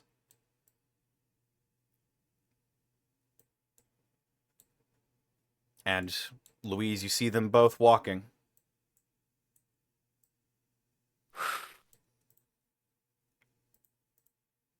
And then eventually make their way downstairs. She reports that just saw Deuce and one other guy walk out. Is anything going on the balcony still? You saw Deuce and Barry walk out. Oh, Deuce and Barry. Mhm. Deuce and Barry just walked out. Alrighty. Do they have to die? What's happening? I guess stand by for now, Apex. They might be coming past you, coming down the stairs. Oh, alrighty. I'll wrap up here. Did you record any of what a lot of things happened, so I was just letting the scene play out. Please go ahead and tell me what you recorded from that. Yeah, I wasn't paying attention. What? Like I was enthralled. I forgot to hit the button. asleep. Fuck. Sorry, I was eating a burger. Sorry, I was sorry. Oh no, I was recording from every bug at the same time. Sorry, I had to take a shit. What a mess. Oh man, had to drop a rag stag off of the herd, if you know what I mean. Let's see. Anyway, I want to record the part where he's removing the election, and the boys will bury the proceedings on the next one. And I think a nice topper is he's back on top, caps slaves at beck and call. Excellent. Using the last of your recording, you get that large chunk. Theo. All right. Eventually you see, walking side by side, past Apex, seemingly not paying him any mind, Deuce and Barry. Apex, you see a very intoxicated Deuce.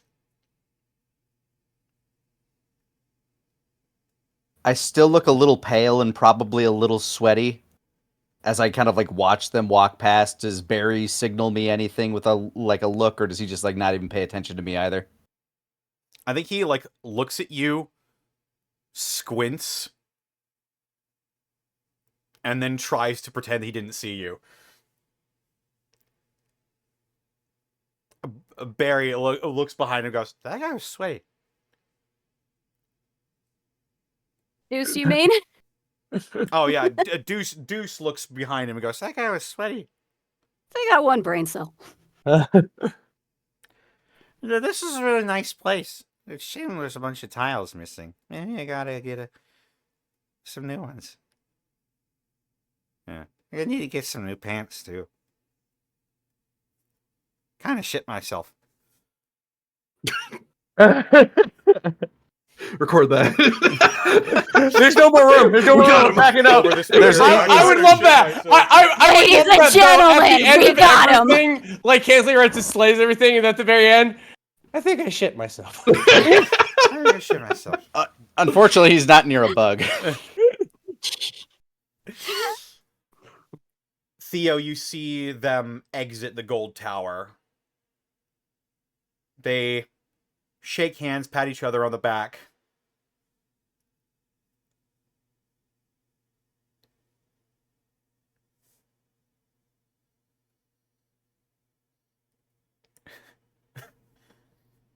You could have sworn, reading Deuce's lips, that he said, I like it when women degrade me.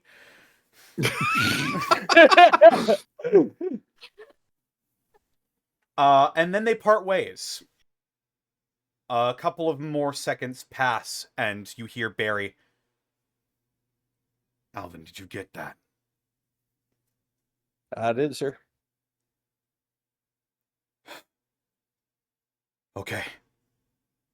Start filing out. Mission's over.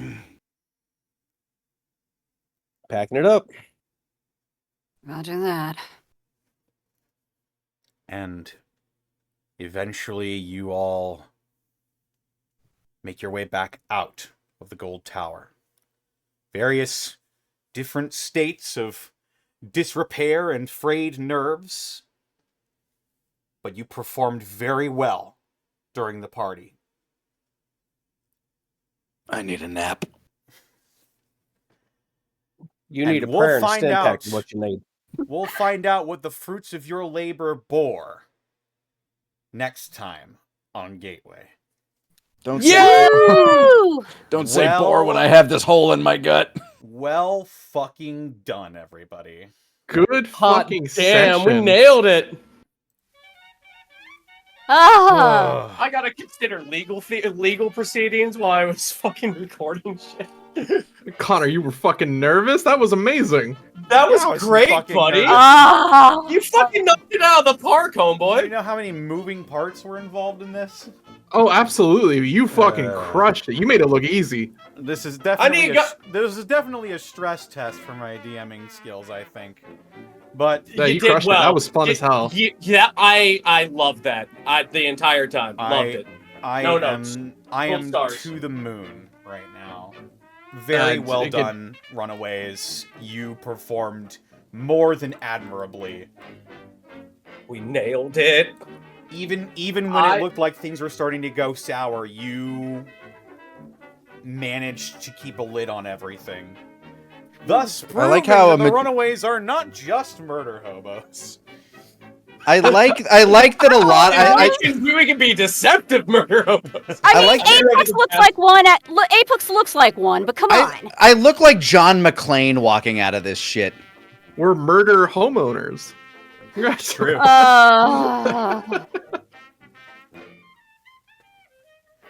Well, next session, I think, is going to be very satisfying for you all. This session was very satisfying. Stressful, but very satisfying. Oh, just wait. We'll get to it in a couple weeks, but for now, we are an hour over time, but you know, I think that is perfectly fine. Let's go around the horn and de-introduce ourselves, starting with my very good friend Fringe Type. My very good friend Fringe Type. My really good friend Fringe Type. Just mute yourself. Artist formerly known as Hey Mr. Rabbit. Maybe his connection went. Rabbit! Fringe!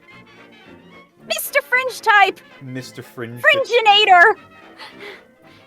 Rabbit! Well, let's go with Lanny Pator. Where can we find you? What are you up to? My very Hey, good that's friend me. Lanny Pator. Thank you, my very good friend Connor, the Distortion Devil. Yeah. You can find me all over the internet at Lanny Pator. Here on Twitch, I am currently playing through Kingdom Come Deliverance, trying to work my way from squalor to moderately better squalor in this medieval peasant simulator version 2.0. Other than that, playing a lot of Marvel Rivals, trying to grind my way up, see if I can make it to Grandmaster. I don't know. God. I'm so hopelessly Hey, fucking addicted. It's so fun. I haven't had this much fun with a game in a long time. I wish I had more friends to play with, honestly. Because solo queue is a fucking nightmare. Why don't you play with Connor? But I Connor still- plays all the time. I do play all the I- time. If you're I think ever we- solo I think we queuing, just stream hit it- me up. Absolutely. I think the problem is like we stream at different times due to time zones and stuff. But if I ever see you on, I'll hit you up. Like normally I go like around That's what's up. 8 p.m. Central till around midnight Central. Oh, That's that's usually Connor's when I up to stream. date. Don't even worry about it. All right. That's Well, Connor's awake, my if- don't usual worry. stream time. All right. Well, if you're on while I'm on, I'll hit you up. I got you on my friends list. I haven't fucking seen good. you while I've been doing that, but Monday I'm probably going to be streaming mostly that. I'm waiting for the thing. I want to see the thing come out because I Oh. primarily like I main yeah. Vanguard. I love playing beefy boys that just beat the shit out of people. Thor is my go-to at the moment. Oh yes. Been having a lot of fun with that game, so feel free to join me over there. Hang out if you'd like. If not, do you. You got your life. You got to live it. Mm-hmm. Much respect either way. So that's. And Kaiser and I have been talking about Dragon Ball Daima. If you're curious about our opinions on that, we got a lot of other things brewing, but nothing I can talk about immediately just yet. Been doing a lot of local LA things. So yeah, that's me for now. Right on. Back to you, I Connor. think I heard a Yeah, fringe yeah. type. That was me. Where can we Hi. find you? What are you up to? Hey, what's up, everybody? I'm Fringe Type, Mr. Fringe, Fringo, Mayor Fringe. You can find me at twitch.tv/Fringe Type. I'm a variety streamer who really likes horror games and all kinds of little games that you might not have heard about. I stream Monday, Tuesday, Thursday, Friday. I stream all kinds of fun games. I mostly do horror games on Thursdays with my buddy Sarah and Groove. We're playing this really fun tech demo.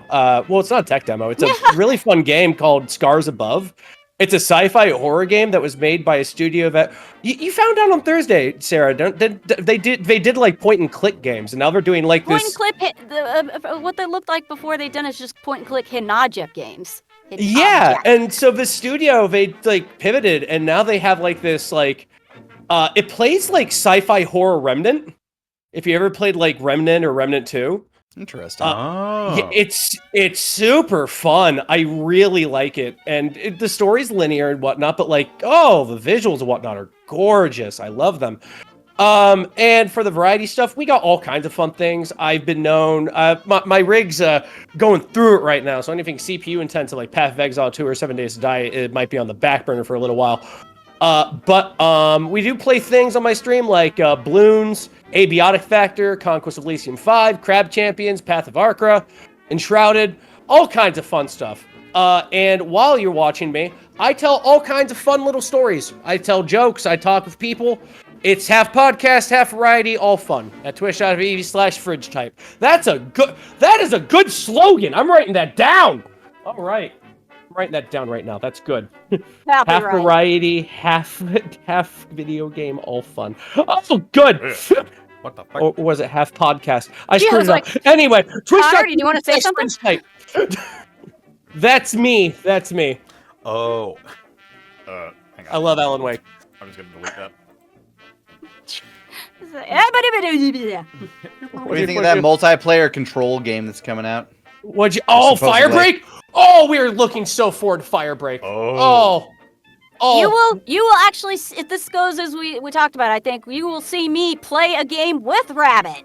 Oh, yes. shit. Now I have It's gonna be you, me, and Groove. We're gonna be playing Firebreak when it comes out. I cannot wait to be part of the Federal Bureau of Control. I will jumping now up have and a down. computer that can run it, and I swear to God, I'm gonna see that fucking rubber duck, and you will hear me scream like a banshee through that thing.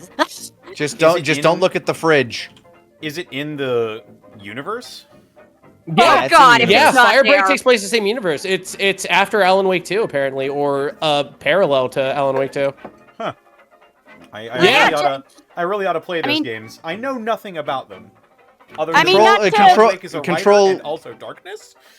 Control is the best one, like far and away. But Not Control to is the spoil. best power fantasy. Yeah, not Best to power fantasy I've ever I played. think it's the best gameplay wise too. Personally, not I think so, spoil too. anything too much for you, Connor. Basically, the main character of Control shows up at one point in the Alan Wake games. It's So they so are fun. connected. Twitch.tv/Fringe Type. Half podcast, And there you half go. games, all fun. Alan Wake is the guy that wrote Max Payne, basically. Alan Wake is me for real. And to think I played that just because I just wanted something simple to play. Like I love tripping over my feet and falling into things I love. That's why I like streaming. Yeah. Anyway, that's me. That's me. Join today. Join as one of my fun little constituents. Right on. And other Vote than for playing Fringe. that with Fringe, Sarah, what else are you doing? Gosh, just working at the moment. But yeah, I mean, be back doing stuff with Rabbit Thursday. We got more Baldur's Gate Saturday. Stuff and things. Things and stuff. Yeah. Nice. That's it for me. All right. Xanalis Grim. Where can they find Hey. you? Too? You can find me over at twitch.tv/AnalScrim, where at 7 p.m. PST on Monday, we should be coming back to some more Stalwart Souls, the D&D campaign I won with a few friends, including one Monty Glue and Edward Bosco of other Unexpectables show. Aside from that, there will be other streams coming on in the week as time goes on. Oh, Tuesdays, assuming Monty is feeling well, over twitch.tv/Distortion Devil at 2 p.m. PST. Coming back as Caxian Glass. We've had a really good few sessions before. I'm looking forward to capitalizing on the very wildness that we're currently in. And aside from that, yeah, it's the only thing I have to show at the moment. So that's me. Excellent. And I suppose that just leaves me. And they can find me on Twitter, Twitch, YouTube, Tumblr, Blue Sky at Distortion Devil, Instagram at Connor McKinley VA. And you can find all my TTRPG shenanigans over at youtube.com/Devils and Dice Rolls. And if you want to support the show and you want to support my show, you want to support my future content creation endeavors for Devils and Dice Rolls, which I've got a video in the works, which I can fucking finally start working on now that this session is over. Patreon.com/Devils and Dice Rolls, where you can get some exclusive benefits. Exclusive! Exclusive! That's right, the Coliseum exclusive of Distortion Devil.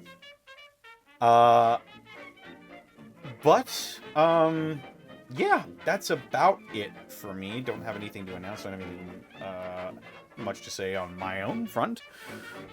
But,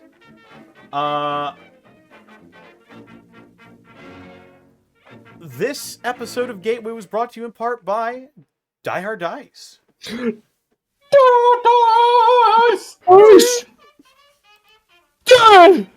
This is the amazing dice. I was trying Yeah! Yeah, do it again! Don't miss! Keep rolling your dice! Roll. Go! I always imagine he just bashes through your wall. I don't know how the Devil May Cry producers got hold of my diary, but Pocket full of shit. and a hot dog flavored water.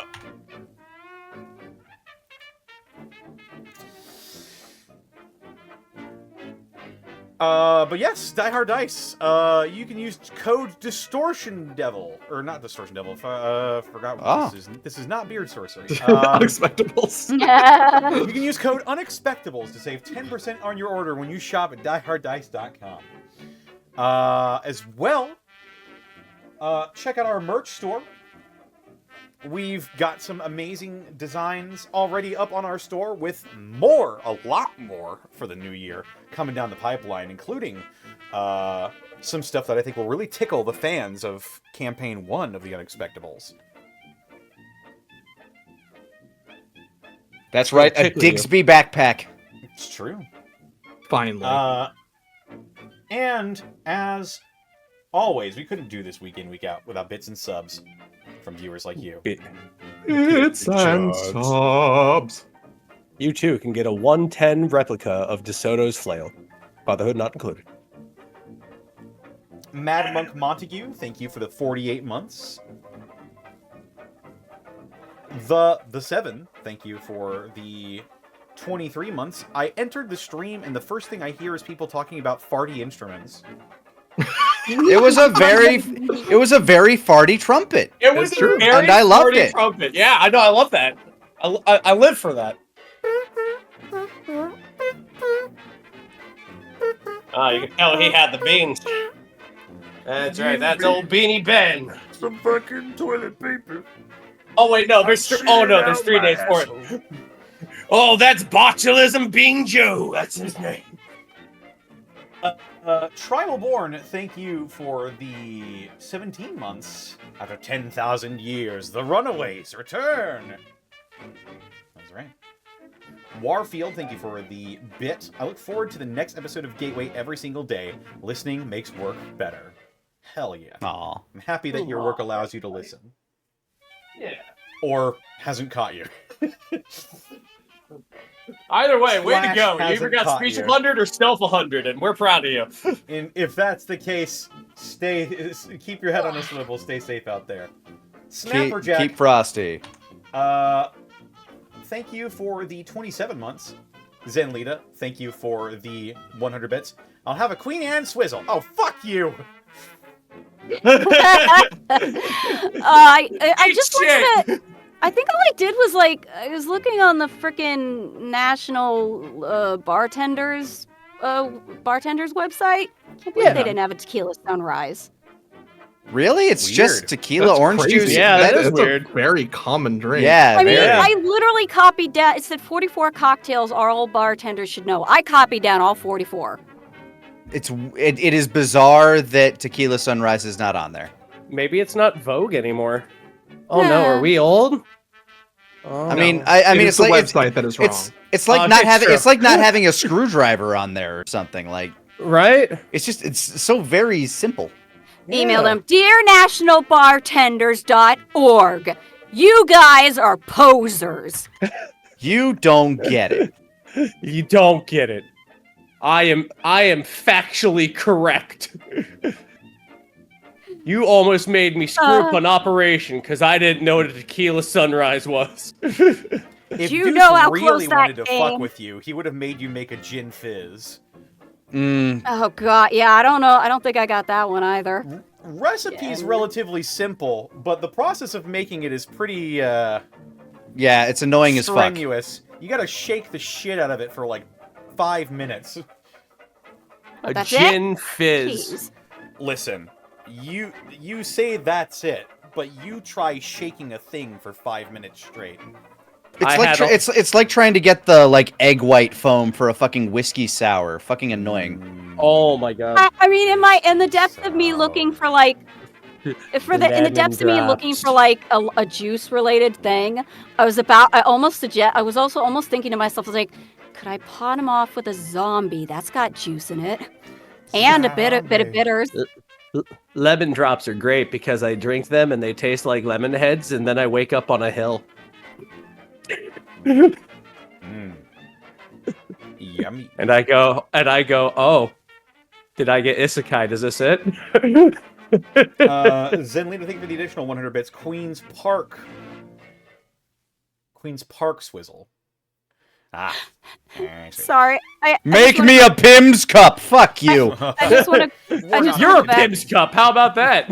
I just want to go back a second and say I really feel like more isekais should start with, instead of Truck-kun, just a guy getting blackout drunk. Where the fuck am I? How did I get here? Mine would. Mine totally would. He got so drunk, he went to the other side.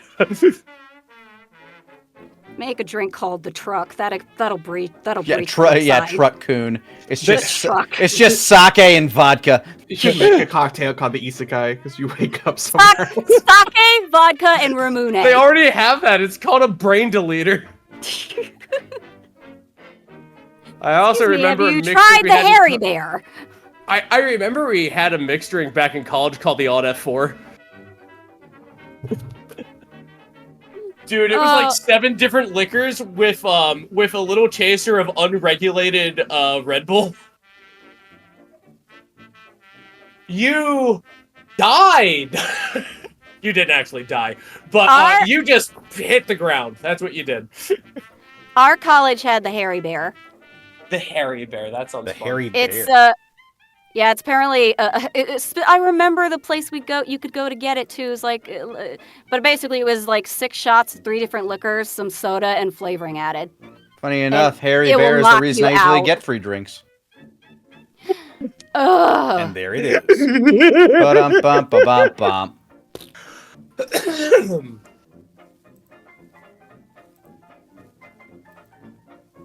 Oh. I was very confused and concerned for a moment. Never mind, we're all good. About the stream or the Hairy Bear? About I was checking something on my Patreon and I was like, huh, where did we go? I realized I was on the wrong account. Oh, you silly duck. Right. Mr. Snacks, thank you for the 44 months. Mr. Insecure, thank you for the 500 bits. If your porch is the town hall for the local possums, you might be a redneck. Damn. It So is. true. They do congregate. They do congregate around my porch. Cyrus Einsla, thank you for the 20 bits.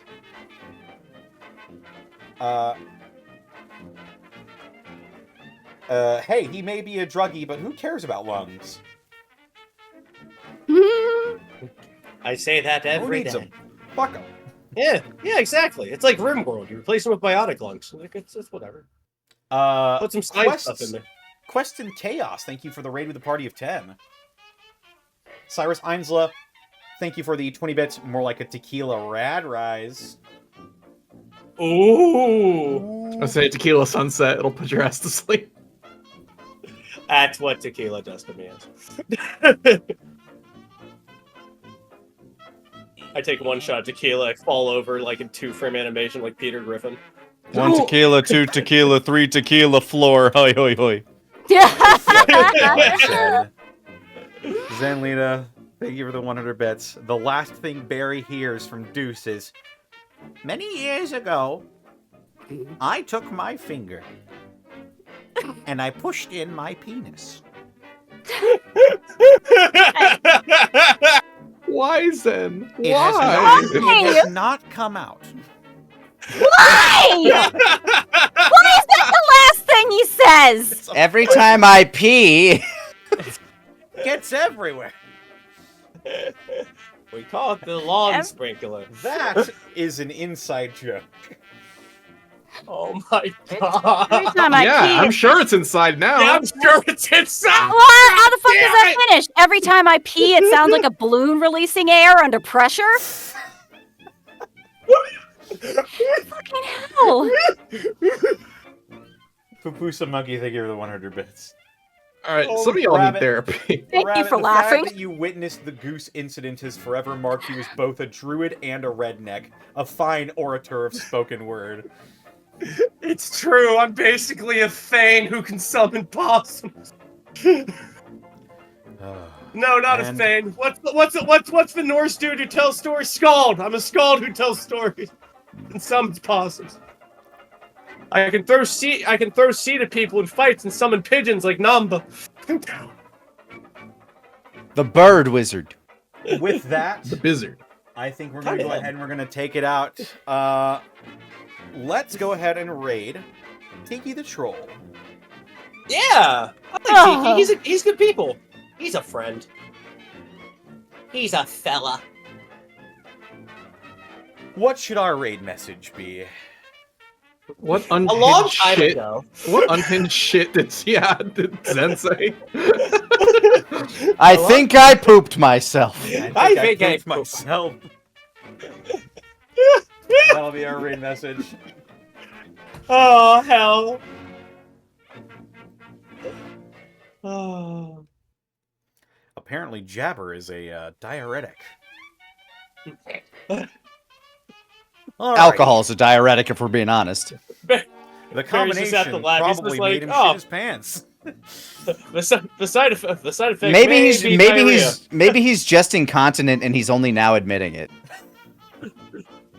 Well, there's no depends in the wasteland. Another mark against it. I shit my pants. Is that a new development? No. I just thought you should know.